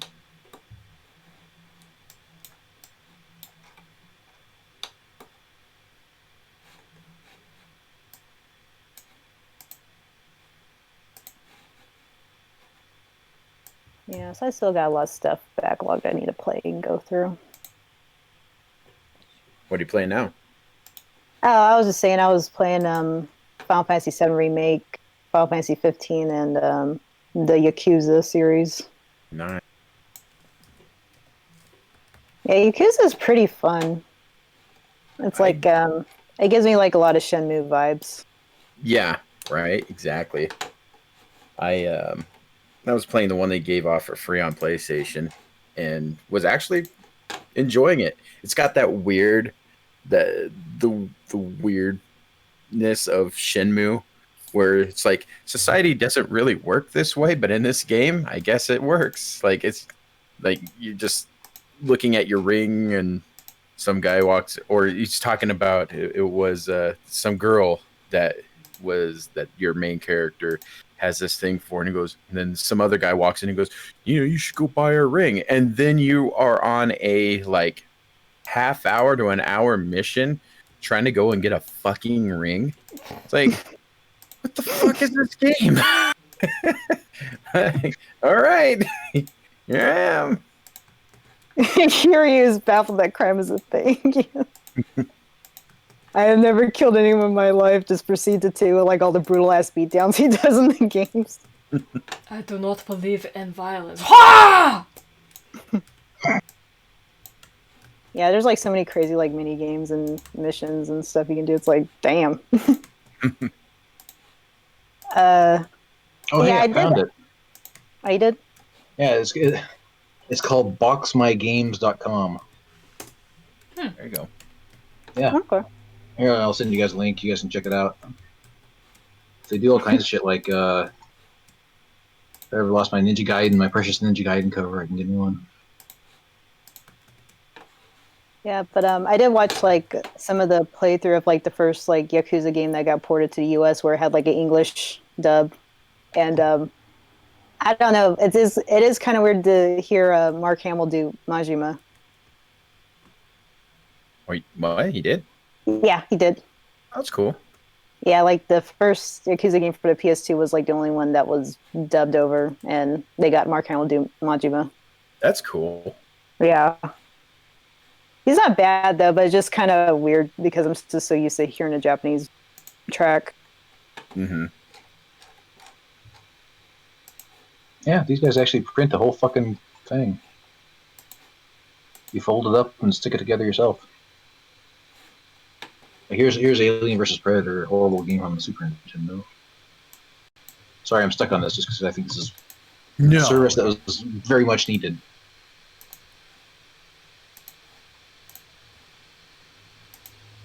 Yeah. Like I don't think his rendition was bad. It's just like kind of just weird.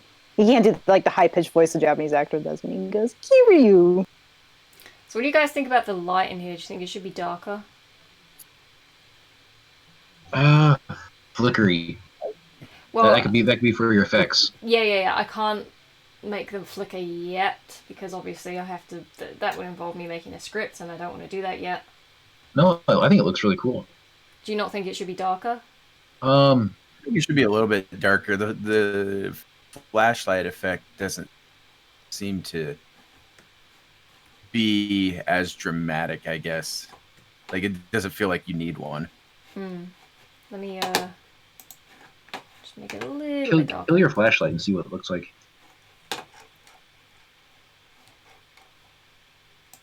What is this? Project Blackwater. That's my new book That's your I'm book. working on. Oh, really? Oh, Yeah. That's fun. Yeah, Llama used to write too. I think you said you're starting to write something new, aren't you, Llama? I am back at it, son. Nice, good man. Yeah. Oh, what do you write? It's kind of up in the air, really. I've got two stories that I'm just kind of focusing on right now. Hey, Poe. One's kind of more of a kind of superhero kind of thing idea that I've been working on for a long time, and another one is kind of a it's hard to describe it. It's kind of like a Pan's Labyrinth, but for hell kind of thing, I guess. Is it an inferno? Is it an inferno? Dante's Labyrinth. I'm playing with you. Do you all right, what about now? Like this is without a spotlight, like a flashlight. I think it should be darker though. What do you think? Yeah, just a little bit darker, but it looks pretty good. Maybe take out the middle one and just keep the two on the ends. Or maybe I can keep it but like just not have light coming out of it, like it's broken. Yeah, I like that. That's freaky. Give it a dated look. Like nobody's been in there for a while. Plus halogen bulbs suck. There you go. Okay, but now when you come into the door, you gotta go to the dark corner of the room. Let me put on her flashlight again.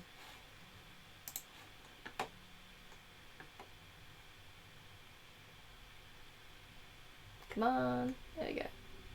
There you go.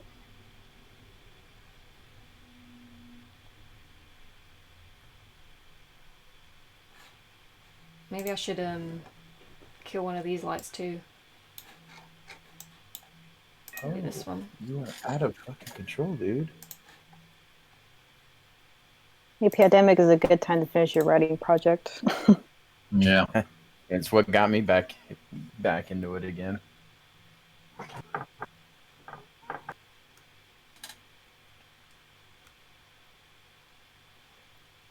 Just stay at home and write. Well, go in better or come out better than you went in. Learn something new or do something cool. That's all you really can do. Do that that master class that Neil Gaiman does. I want to get in on that. That looks pretty good. All right, how about this line? I think it's pretty good. Maybe a bit. Oh, is it too dark? I like it. Yeah, it looks nice and creepy. I think it's good. Yeah, that's better. The flashlight feels like it has more effect in now. Yeah, more weight.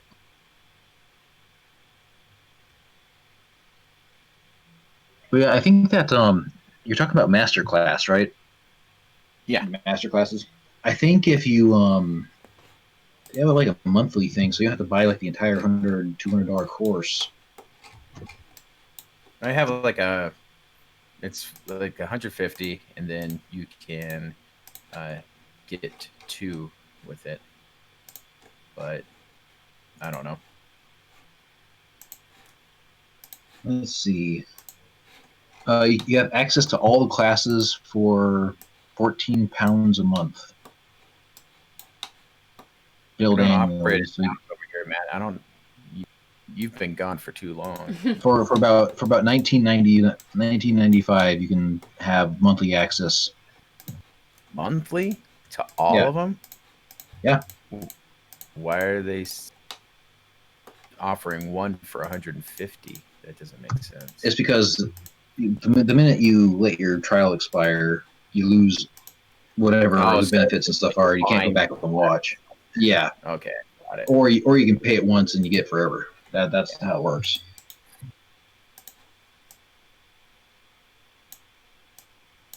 wonder how long they are. I have a couple here. I have Kevin Spacey teaches acting. Nice. How to pretend that you molested someone because you're gay and you didn't come to terms with it. I'm not even joking. I mean, look, they're Matt about bought it after Kevin Spacey. I just be clear, I did not. I did not buy Kevin Spacey teaches acting because I knew Kevin Spacey was getting in trouble. So the first thing I did is I also knew he was doing this masterclass thing. So I downloaded all the master classes for Kevin Spacey because I knew they'd pull it. No, I mean, okay, real talk. Kevin Spacey is an amazing actor. He's a horrible fucking person, but he's a pretty darn good actor. Oh, fuck yeah. No, he definitely is. Yeah. It just puts Midnight in the Garden of Good and Evil in a different light to me. This whole controversy. So this the Kevin Spacey one is 28 episodes, and you get a class workbook. Each episode is about 12 minutes long. So 12 times 28, that's about how long in minutes the entire course is. Pretty solid. Damn. Here, let me. Here's a screenshot.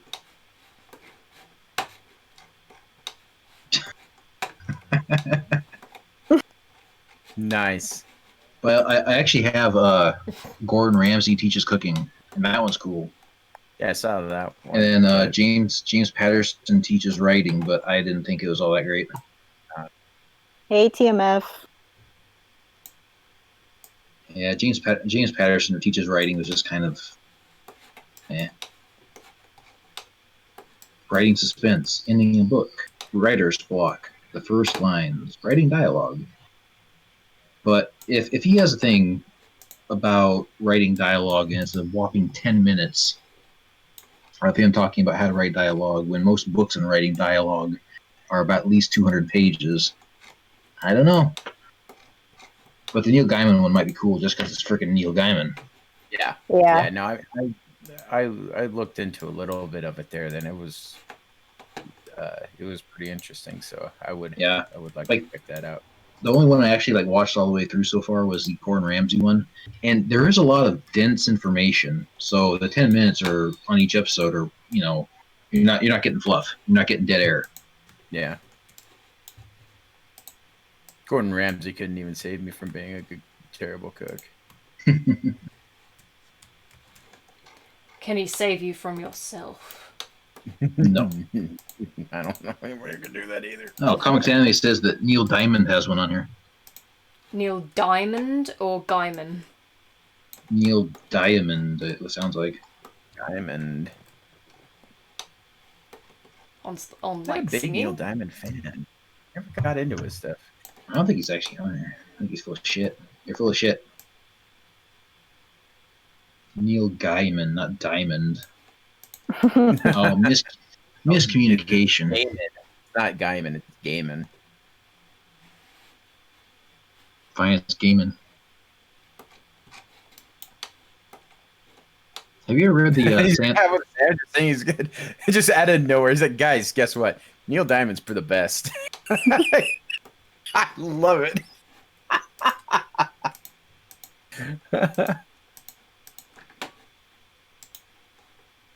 Oh, are you saying something, Matt?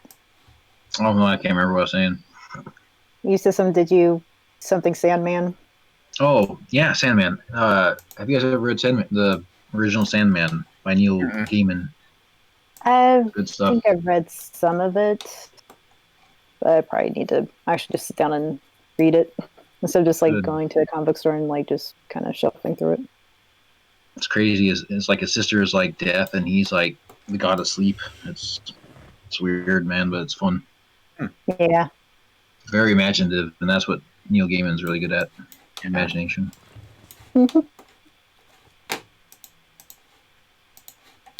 liked his American God books, right? Yeah, I really like American Gods. Never read the what's the other one?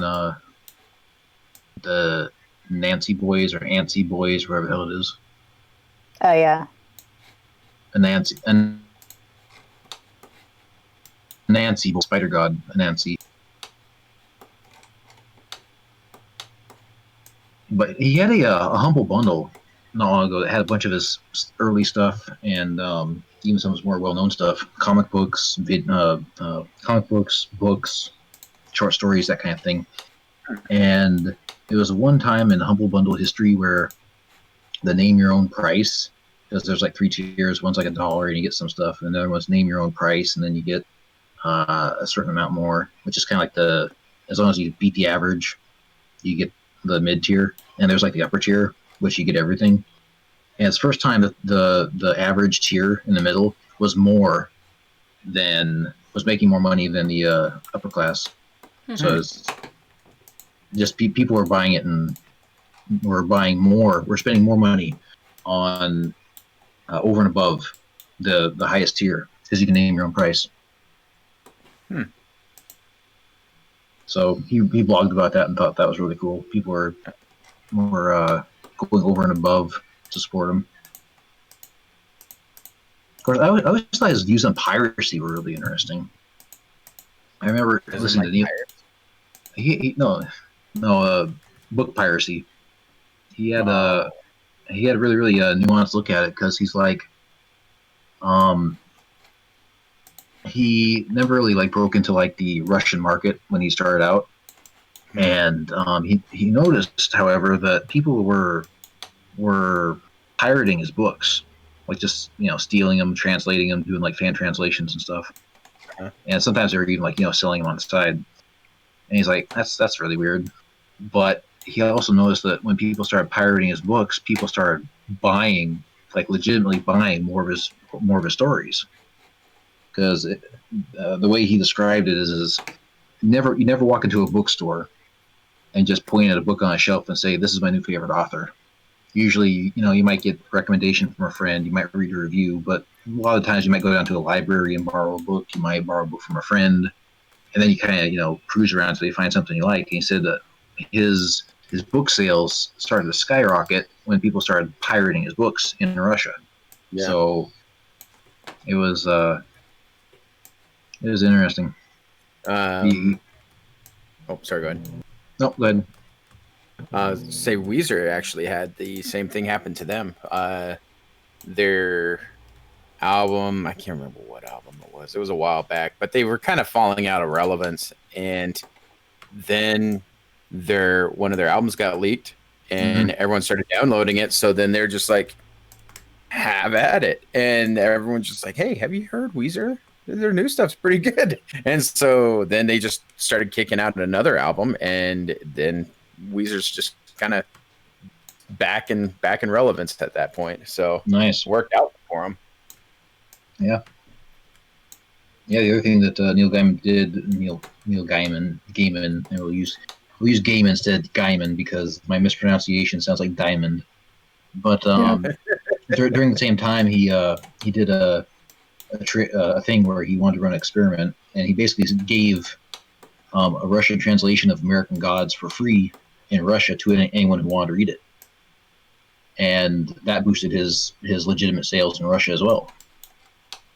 So it's kind of like you get like a sample of an artist's work, and then you decide if you want to read more. If people will, if people like what you do, they will support the artist who did it. I believe that a lot of people who pirate stuff, like the entire Metallica discography, for instance, I don't think they ever had any real intention of buying it. Yeah. So someone listens to a song on YouTube and it's like, oh wow, this is actually pretty cool. Then you end up getting the whole album. I think I did the same thing with that Gunship album that Llama showed me. All Day. Yep, that's the one. Good stuff. Yeah, that's a good album. Just actually referred somebody else to that album today. Yeah, but like I said, man, you listen to a song, it's like, damn, this is pretty good. And same thing with Midnight and Vampires. Yeah. Ooh, actually, the Midnight released a new song, and they're bringing back the sax. Oh, nice. Awesome. Yeah, check it out. It's like Deep Blue, I think is what it's called.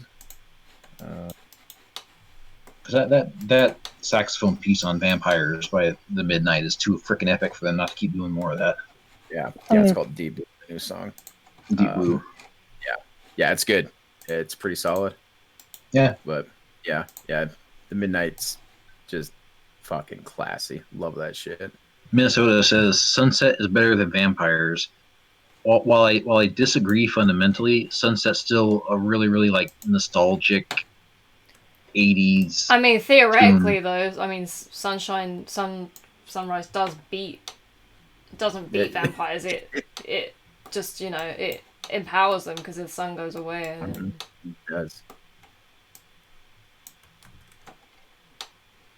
Sunset, no regret. Alright, so even though... Okay, so the lighting set out in this room is the same as this one, but I want it to, like, be kind of different, so I guess I'll... kill this light here. And I'll... Or just have one room be more brightly lit than the other. Create suspense. Yeah, maybe I'll turn this one off and just have the middle one on. Yeah. Let me see what it looks like in the complete darkness.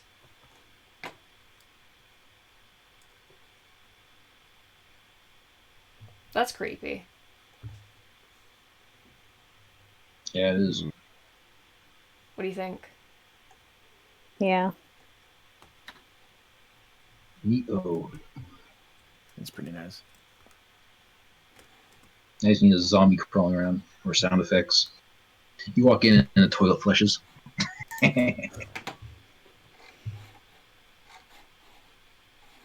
You hear like loads of groaning and it gets louder and louder and louder and you're like, what the fuck? And then you just hear the toilet flush.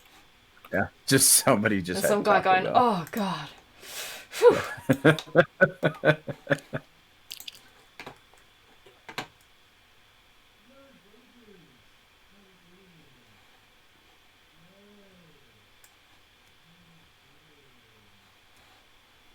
I think this looks pretty good.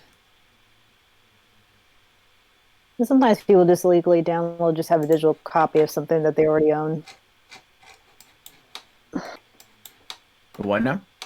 I was just saying, sometimes people just illegally download something just because they have a physical copy of it. Like, that's the same thing with books. It's like, well, I can't take my whole library with me, so I just still download it onto my tablet so I can just read it. Yep, definitely. Yeah, for a while, Amazon had this thing where if you buy a physical copy of a book, you get a really deep discount of the Kindle version, which I thought made perfect sense. Mm-hmm. But they discontinued that pretty quick.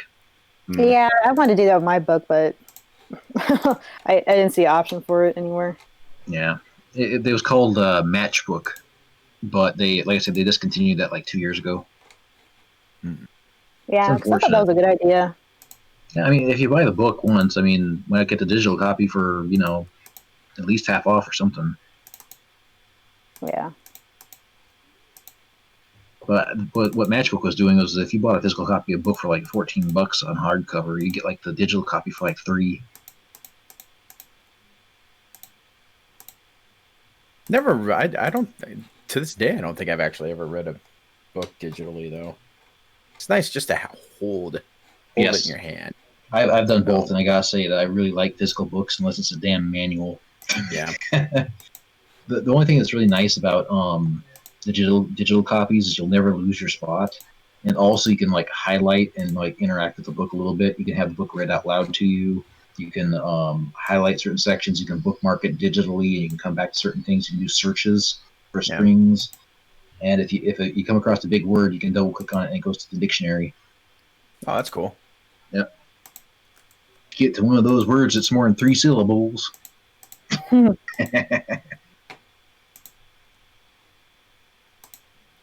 I gotta get an audiobook and translations going for Stormstar.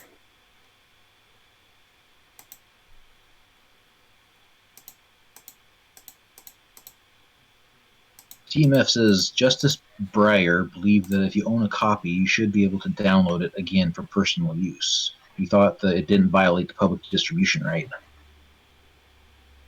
Well, technically it's backup, right? As long as you're not redistributing it. Yeah. And that's technically what they're doing with games that are transferring on over, at least for, like Cyberpunk and such, that if you already own the game for PS4 or Xbox, that you can get the upgraded version for PS5 or the new Xbox for free. Nice. So, very nice. I know a few other games or developers are doing that too. Makes sense. No, it makes perfect sense. You already bought the license for it, so you should be able to. Yeah, and that's just what they're doing too. Is you don't own a game anymore. You license it. Mm-hmm. That's the thing.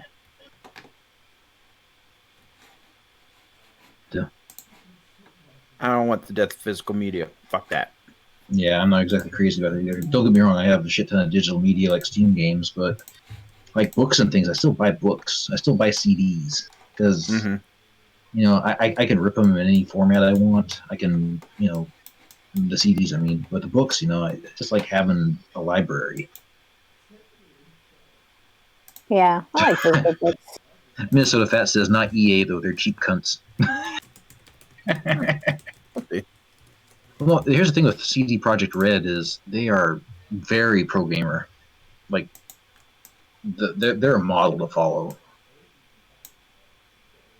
I'm thinking about getting Cyberpunk on GOG so that they get all the entire cut of the money. I don't care where I get it.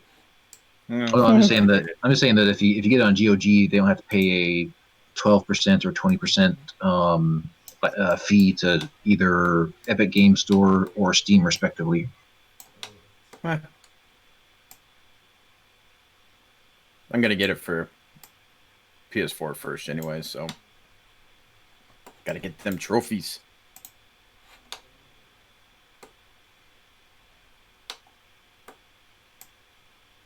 TMF says licensing should be either a transfer or a rental, but software tries to play it both ways. Speaking of playing it both ways, you can start talking about YouTube and Google how they lost their court cases. Which court cases? Google?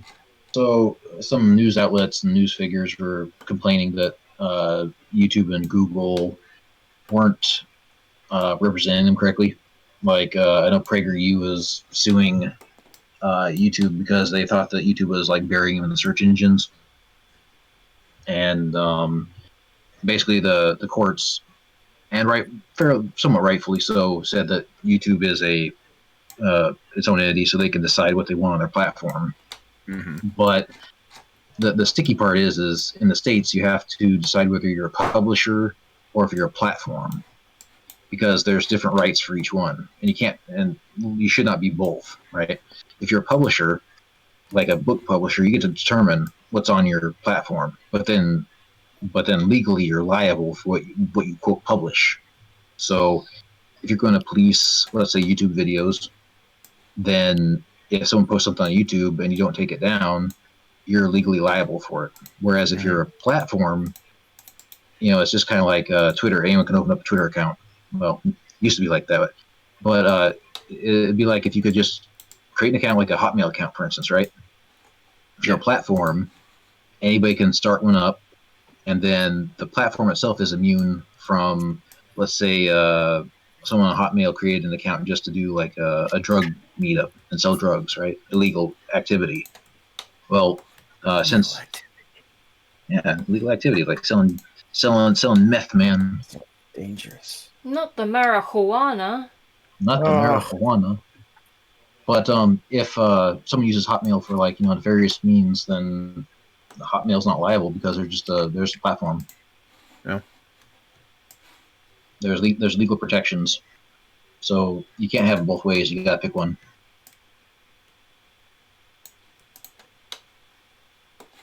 Yeah, Minnesota Fats is right. YouTube does what its advertisers tell them to. Yes, that's why I've been trying to, do something besides YouTube. YouTube's still a good marketing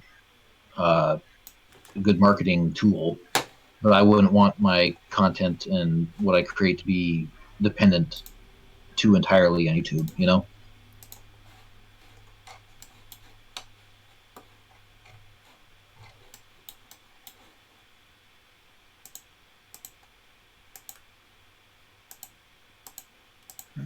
Yeah, I know that Amazon has stipulations of what you can and can't have as content for any media that you create and publish through them. Yeah. They also gotten pretty freaking draconian with their usage and stuff like that. Like they kind of lock you down to this weird contract nowadays. Yeah, and I know several companies have been getting pretty puritanical about stuff. Devil May Cry 5, for instance, and this less than tactical censoring of Christian ladies' butts. So I don't know.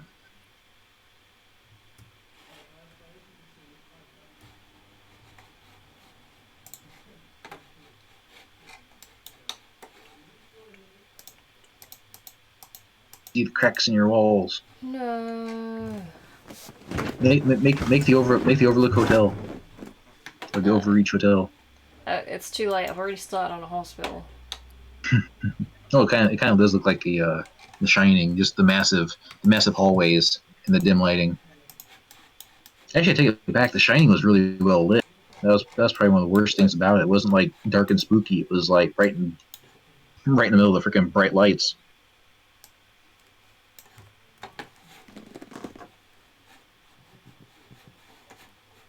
Casburger, you say due to the Rona, aren't video ads not paying a lot lately? Yeah, that's actually why Nat's brother is putting his video making on hold. He's only getting half as much as he was getting earlier.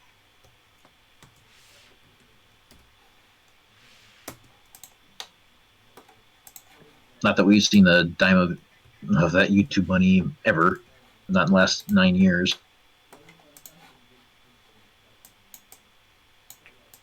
I think we only got 1 or 2 payouts from Google in the old project.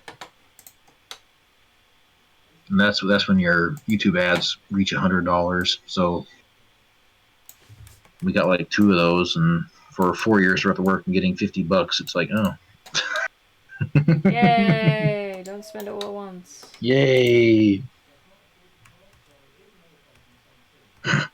TMF says Corona Chan is hot. I want to marry her. I want to protect her.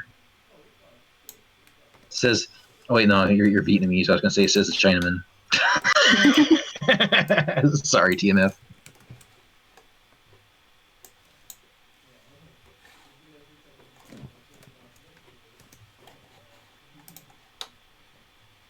on you, dishonor on your cow.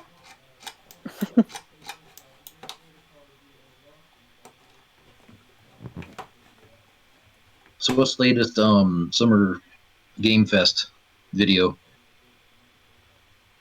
The latest one? Well, I mean, Yeah. beyond the Unreal 5. Today is just a Q&A with Keeley. Nice. Well, that's not bad then. Yeah. The Unreal 5 video was pretty sweet. Kahuna, was. Nat and I were talking about earlier. Yeah, that was fantastic. Just how easy they made everything look to be able to do was just, and that's exciting. Just to be able to, like, because I mean we're at that point where it doesn't even matter really for graphics. I think we're kind of plateauing at where we can do what we can do for graphics. So it's just performance and how easy it is to be able to, Create. exactly, to be able to give the developers freedom to be able to create things and do it easily. So it'll be really cool to see. I'm really excited.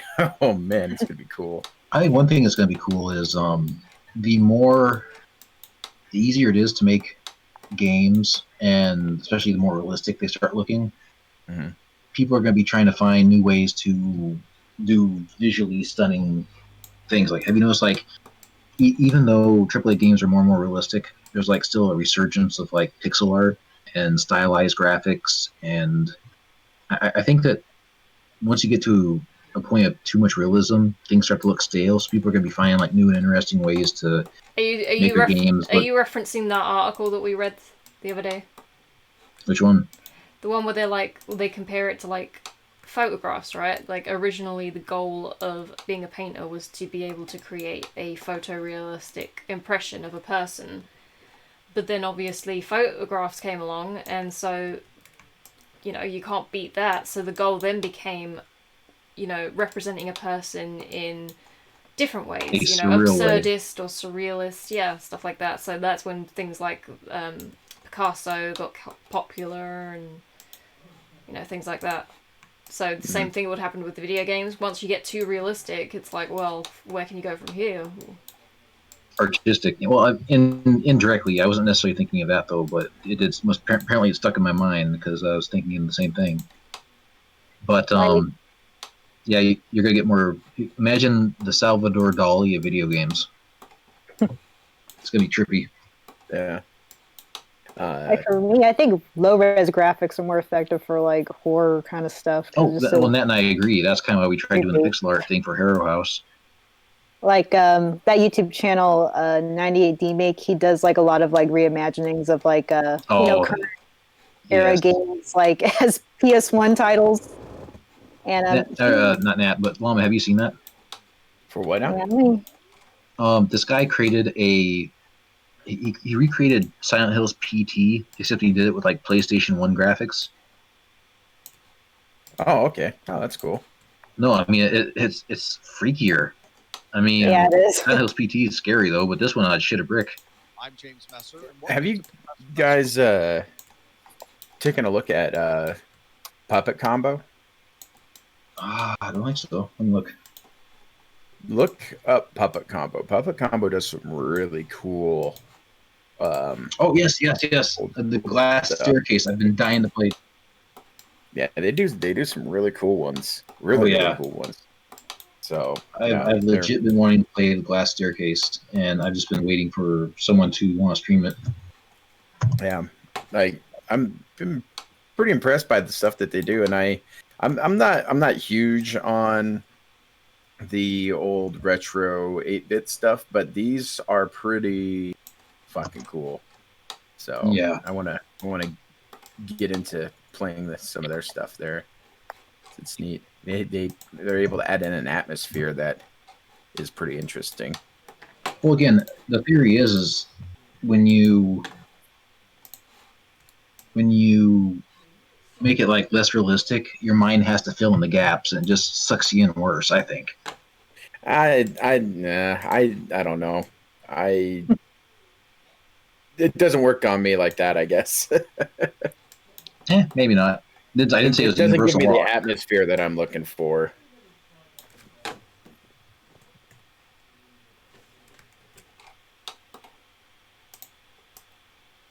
So, Gassesberger mentioned that wanting more AA games with PS, like with the Unreal Engine and all that stuff there. And I think if there's going to be any time that we could be able to start seeing like middle tier companies come back, it could be this next generation. Oh damn! Like with like THQ and all of that stuff, would be pretty cool to be able to see. 64-bit games. Yeah, if they're PlayStation version, not PlayStation or Nintendo 64. N64 was a little bit hit and miss in places, unfortunately. I always like the style of 16-bit games. I think you can still do like stylistic games and have like pixel art. Here's the weirdest thing. Have you guys ever seen a game called Dead Cells? Oh yeah, who hasn't? Dead Souls everywhere. No, It's not Dead Soul. Not Dead Souls. Dead Cells. No, Dead Cells. Yeah. CELLS. Dead Cells. Yeah, that's Yeah. one of that was like the biggest indie game of last year. Yeah, and did you know that even though it's pixel art, the vast majority of all of the enemies and the main character are all 3D models? Yeah. Oh yeah. Oh man, that blew my mind when I learned that. Because they run it through like a filter that will actually create the pixel art almost on the fly. It's not just like it's not just a shader. They actually use like a computational, I don't know what the hell it is, a program that will take a 3D model and it'll downscale it and then create like the pixel art for it. Every frame, it's just like Jesus.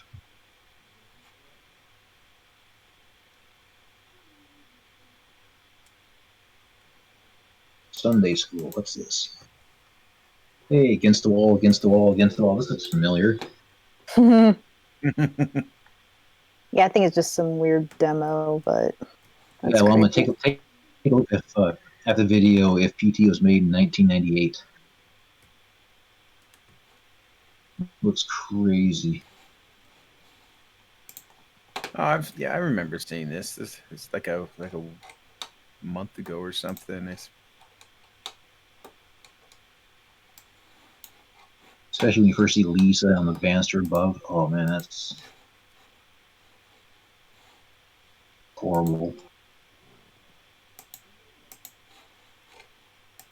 PT will forever be one of my favorite gaming experiences of all time.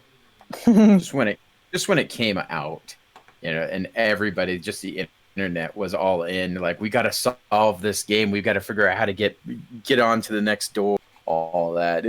That was a lot of fun. That was a good time. Before our hopes were cut up into a million pieces.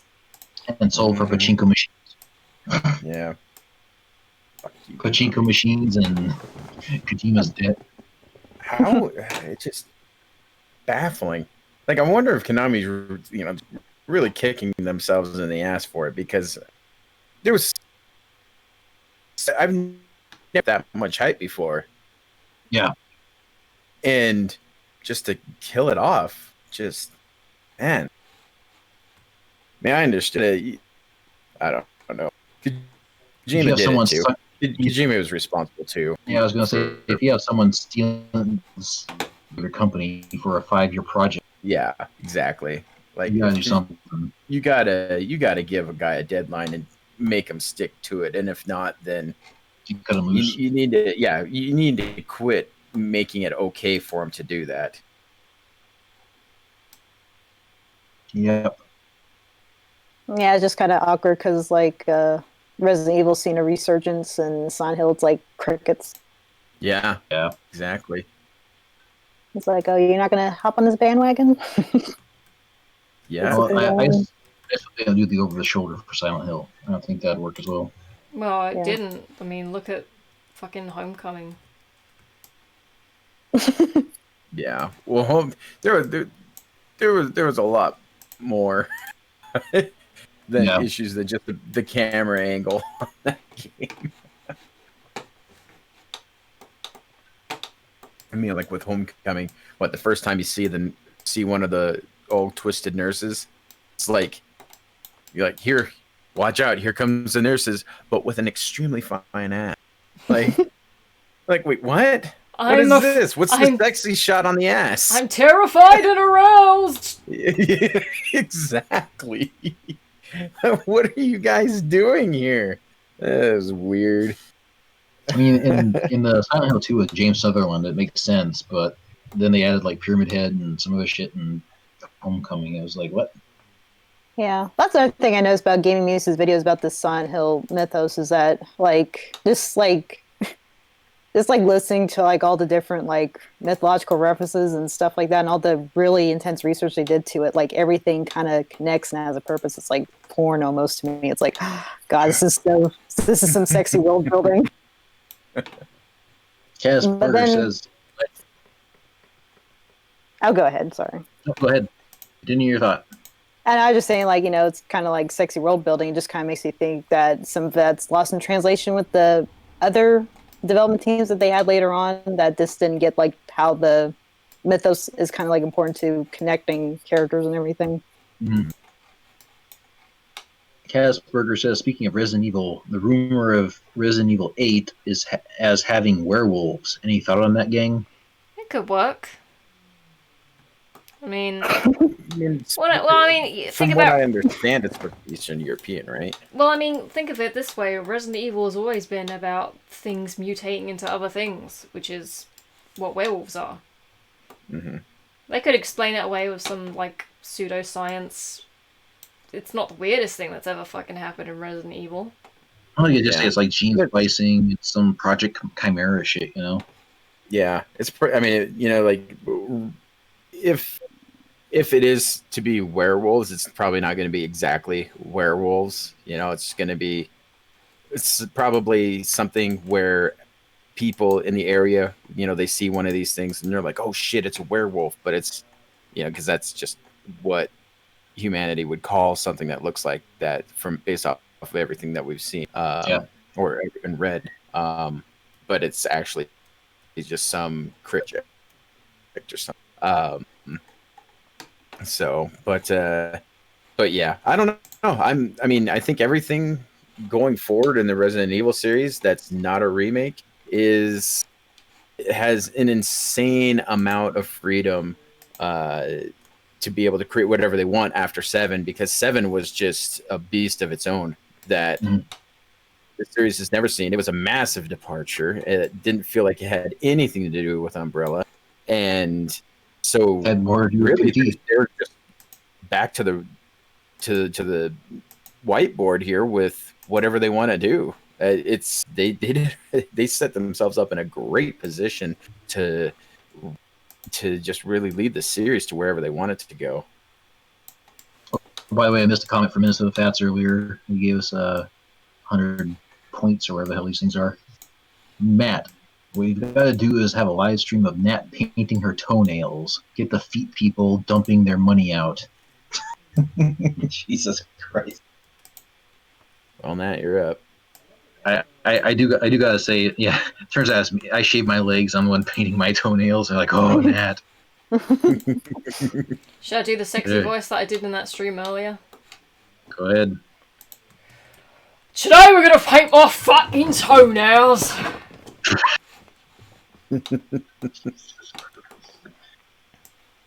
But God, the freaking Twitch thoughts. I think Llama and I were complaining about that yesterday with iBob and Deadpan. Like, I literally saw earlier on the recommended channels on Twitch, a woman. She was just like cooking stir fry or some shit, and she was wearing like a little maid outfit. And I guess she's a cosplayer, and she's good looking. But she has like thousands and thousands of simps just tossing money at her, and she's sitting there just making breakfast. It just pisses me off no end. And this different one, a woman's just like hanging out by the pool, by her personal pool in her backyard, wearing like a thong bikini and like throwing shit to the dog. And she's just out there for 4 hours, and people are just tossing money at her.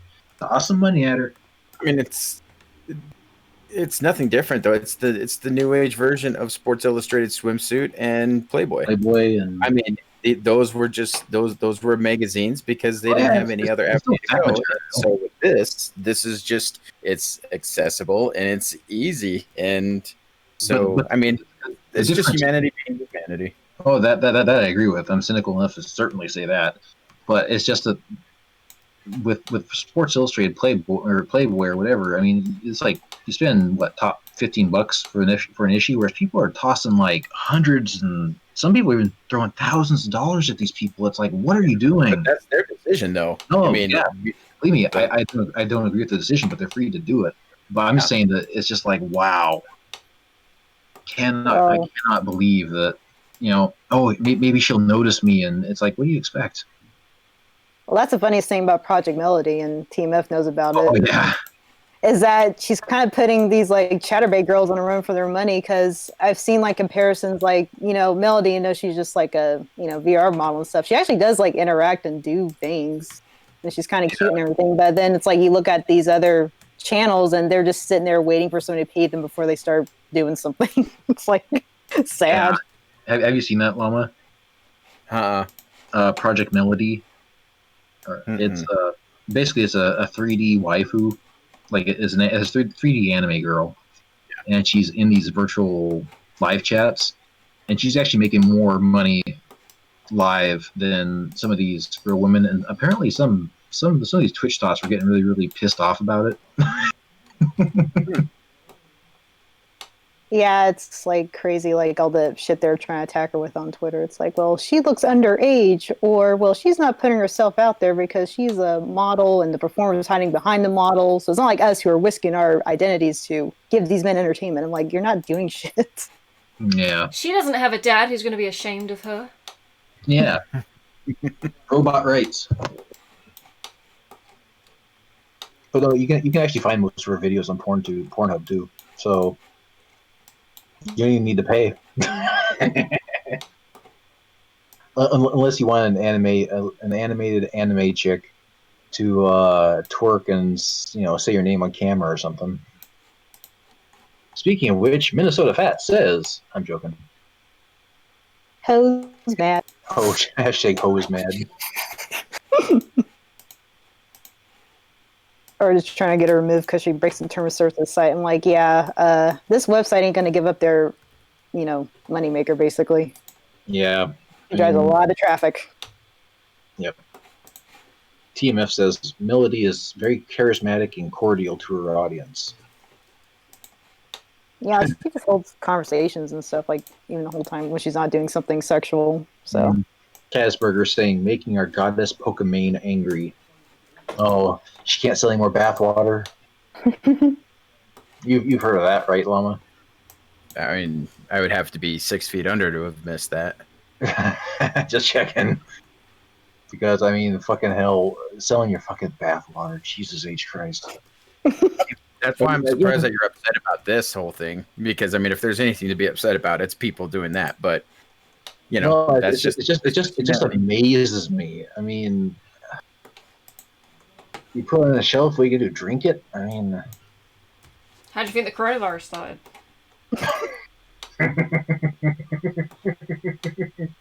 Asian market. I just figured it was like paying for like a used underwear and shit like that. Just no, again, Asian market. Japan.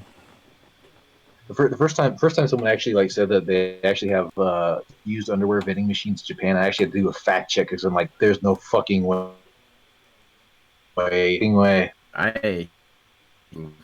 His girlfriend makes extra money by doing. Nat, you're in the wrong business. You can pay for your college in about a week if you just paint your toenails and sell your underwear.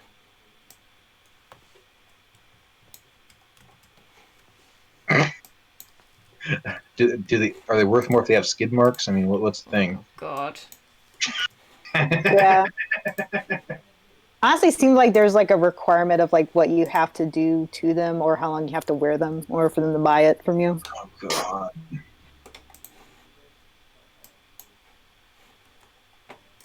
TMF says, my friend and I were talking about OnlyFans, though. Why subs to OnlyFans, or why sub to OnlyFans if you can just use the money to sub to an actual porn website like Bang Bros? I don't know. Fuck if I Bang know. Bros. I think it's just the exclusivity of it, Yeah. where you're seeing people who are just everyday people willing to show you their sexy bits. Yes. Um, The naughty so bits. so that's I think that there's just more of a fantasy, kind of a dirtier fantasy to it than just seeing somebody just go all out. So TMF says plot twist: Nat doesn't wear underwear. And then Caddisburger, when Nat's selling her bathwater, we could call it gamer fuel. Well, joke's on you, man. That's what we're drinking when Llama and I talk about Surge. what? A lot of OnlyFans stuff is that people are just like fucking lonely too. Like Yeah. I saw a documentary of like a guy who used to do OnlyFans. It was just like he's just basically just that fucking lonely. Yeah. I definitely know that could be a thing because especially in Japan, I was watching a documentary that Cinemax sent me ages ago where a guy was like investigating like Japan has a really like almost like a negative birth rate. So they're people aren't going out and meeting other people and having children and getting married, that kind of crap. And they said that it's just the men and the women just aren't communicating. They're both technically lonely, but they just don't like the guys don't want to deal with having like a woman like say nagging on her and or nagging on him, and the women don't want the hassle of like a boyfriend, and it's just like what the hell. Yeah, So, definitely a lot of lonely people out there. Oh, like, the lonely people, where do they all come from? but then it's like they're also like programming themselves not to be attracted to like flesh and blood women. They're like after those 2D girls or even insects in some cases, which I think was so disturbing. Yeah. Yeah, they interviewed this guy who was like, "Yeah, I wanna fuck a cockroach." What the fuck? The interview was just like, "Oh, okay then." Wow.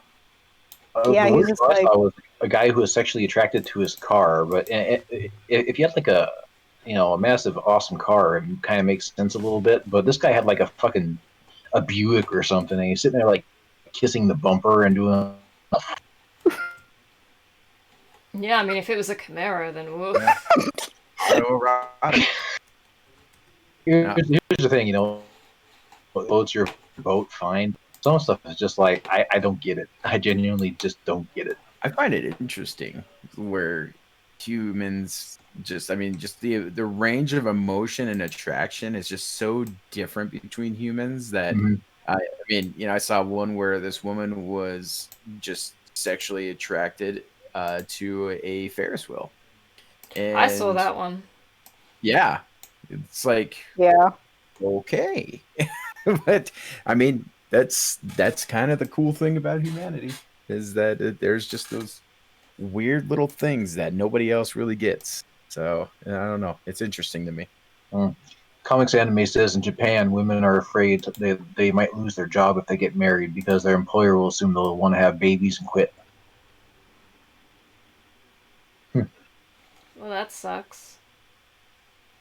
yeah, like yeah, insect as in bug. Like the guy said, like legit, like I would date a cockroach, and I think he was dating a cockroach.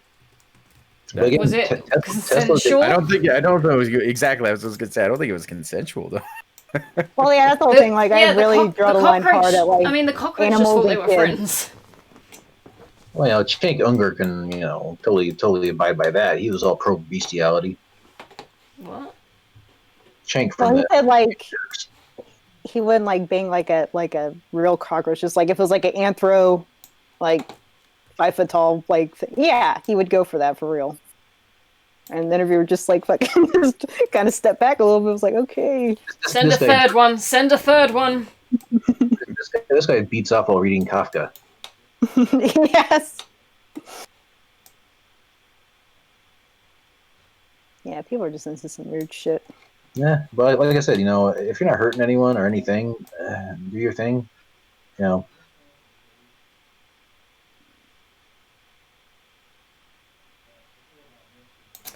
Do your thing. TMF says he beats off reading Kahuna's book. Why? Just why? Why not? I mean, I guess I kind of know why. There was no need for that. Kahuna, don't you dare kink shame him.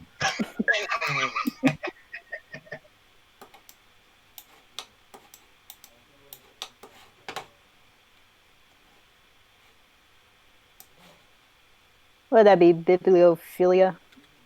Like that. Yeah. Bibliotech.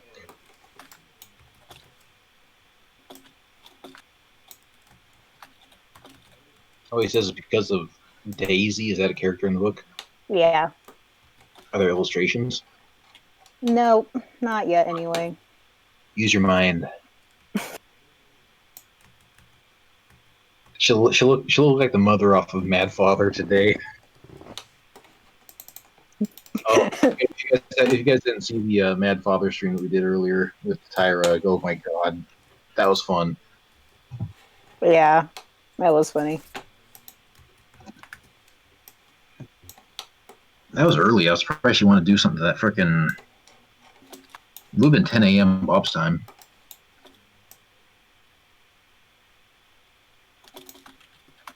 For what? Oh, Nat and I did a stream with Tyra and Minnesota Fats earlier. A horror game called Mad Father. Oh yeah, I remember you talking. Yeah, about we did it about 10 o'clock in the morning your time. Yeah. But it was fun. We did voices and all kinds of shit. Cool. Until Tyra's real Mad Father started getting on her ass about doing something. I don't know what it was. That was funny. That one guy said, "I'll start supporting guys on Patreon once I move out my mom's tits." I mean, Yeah, exactly. I was like,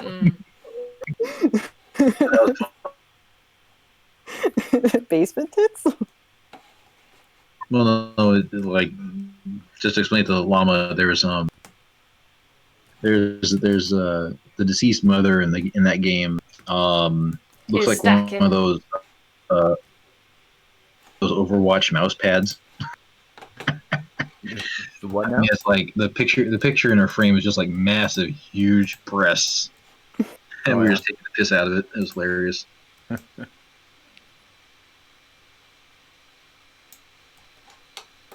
Oh, Minnesota Fat says he was her dad was talking to the painter and being asked about it. No, we do need to play more of that though, Minnesota. So you won't get interrupted by that kind of thing again. Because I mean, I if a recording gets like rushed, or some shit happens, I kind of pick it back up and make sure you guys get. Oh wait, Tyra asked for a refire. I'm joking. Huge tit. I'm just gonna screen capture that and send it to Tyra. Joking.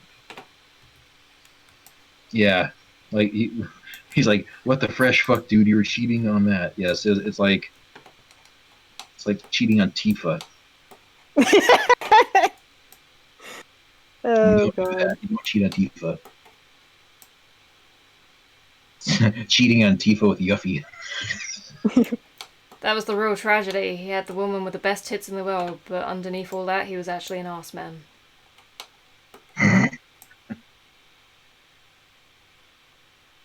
It reminds me of that Drawn Together episode with Captain Hero. No! But obscure Comedy Central show. Would cheat on people. What game were we playing? It was called Mad Father. It's on our channel, so after we're done streaming here, go check it out. It's hilarious. Plug, plug, plug. Players who want Aerith would cheat on people. Aerith is fine. She was pretty good looking. It's just that, I mean, if you like large features, and Tifa's just hard to beat anyway. Tifa's cool. Tifa rhymes with FIFA, says TMF. Oh, of course, the soccer net would say that.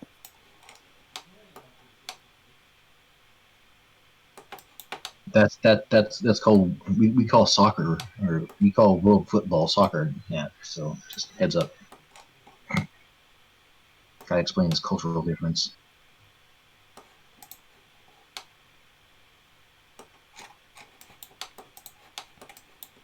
Can I claim cultural appropriation? On what? Soccer.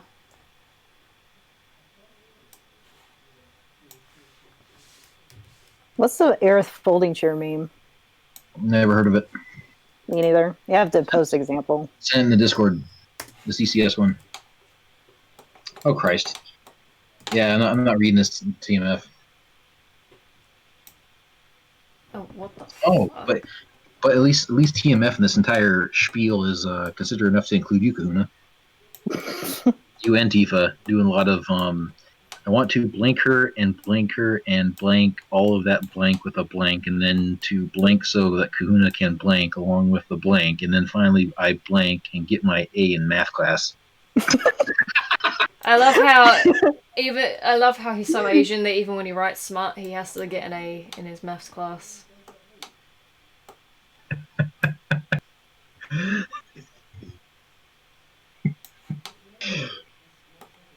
He's just saying that because he probably knows I used to cosplay as Tifa. Oh really? Yeah. Early. Oh my.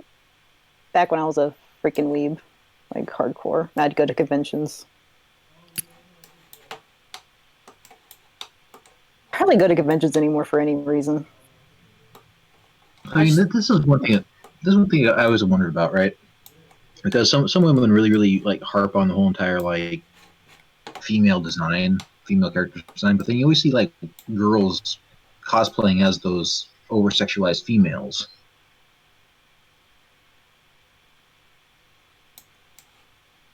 Thoughts? Don't I call, mean, us, Tifa's don't call us like- thoughts. I know that's why I was going to say thoughts or thoughts. THOUGHTS and then THOS or THOTS. Well, I mean, you know the story of Heather's design in Silent Hill 3, right? Yeah. Go ahead and just repeat it. Repeat it. Okay, so basically all of the women, all the men who were designing Heather were saying, oh, you know, she should wear jeans, blah, blah, blah, blah, make her less sexualized. And it was actually all of the women that were saying, no, she needs to, like, show her legs. She needs to show off some skin. So it's kind of the theory that women like seeing good-looking women too, or they want to project themselves as the good-looking woman. That, but also they just acknowledged that it would be better character design because, you know, it means she's more exposed, and in a horror game that plays into your, like, feeling of insecurity because it's like, okay, my skin is exposed sort of thing, you know what I mean? I thought it was more like the thing where, like, women don't wear nice shoes, for instance, for men, because men don't give a crap about the shoes. They wear nice shoes for other women. Just because otherwise it's like, you know, oh my god, you see what that bitch is wearing?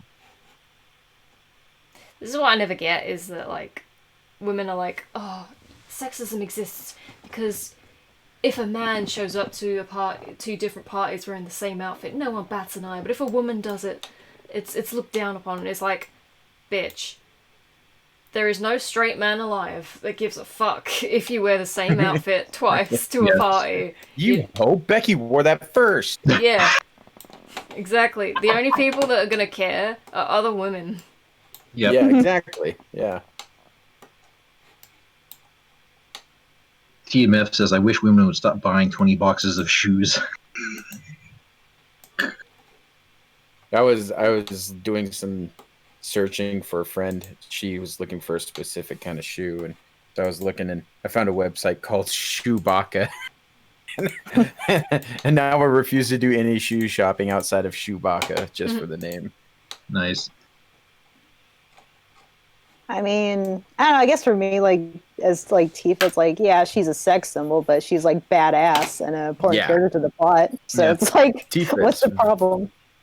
Tifa in the remake, holy biscuits. I mean, that girl can just win fights by herself practically. She is fucking vicious. Yeah. Well, don't they also kind of like flesh out the? I guess is it like an unspoken romance between her and Cloud? They kind of like play up the sexual tension and stuff. You'll have to watch. You'll have to play and find I'll out. have to play once I can play it. I'm gonna play it, dude. Now there is a classic mode though, isn't there? Not that I'm gonna use that though, but there's that turn-based system still built into it, isn't there? No. What? They got rid of that? I mean, why would there be a turn-based? I swear I they mean- had a classic mode so that you could just still play the game turn-based like classic Final Fantasy VII.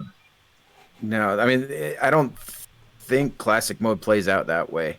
I think it's more just like you can be able to do commands and such, but you're not gonna win fights by just doing commands at all. So that wouldn't make any sense. Interesting. I thought they brought back the turn-based system just as like an option. Huh. Go to show what I know. Not much. Anyways, do you guys want to wrap it up? Yeah, it's been about 2.5 hours. Yeah, I was Yeah. actually just gonna say I've got to get going here, so that works perfect. I gotta eat. I gotta sleep. It's good. All right, folks. I think it's coming along though. No, we should do more. I think we should Yeah, do more of these that's just good. little simple stream videos. Mhm. It's good when we have like 2 or 3 people here. And hopefully I'll be able to figure out by the next stream why the fuck I can't go through a The doors door. open. She'll know how to use the door. Just like a Velociraptor. Clever girl.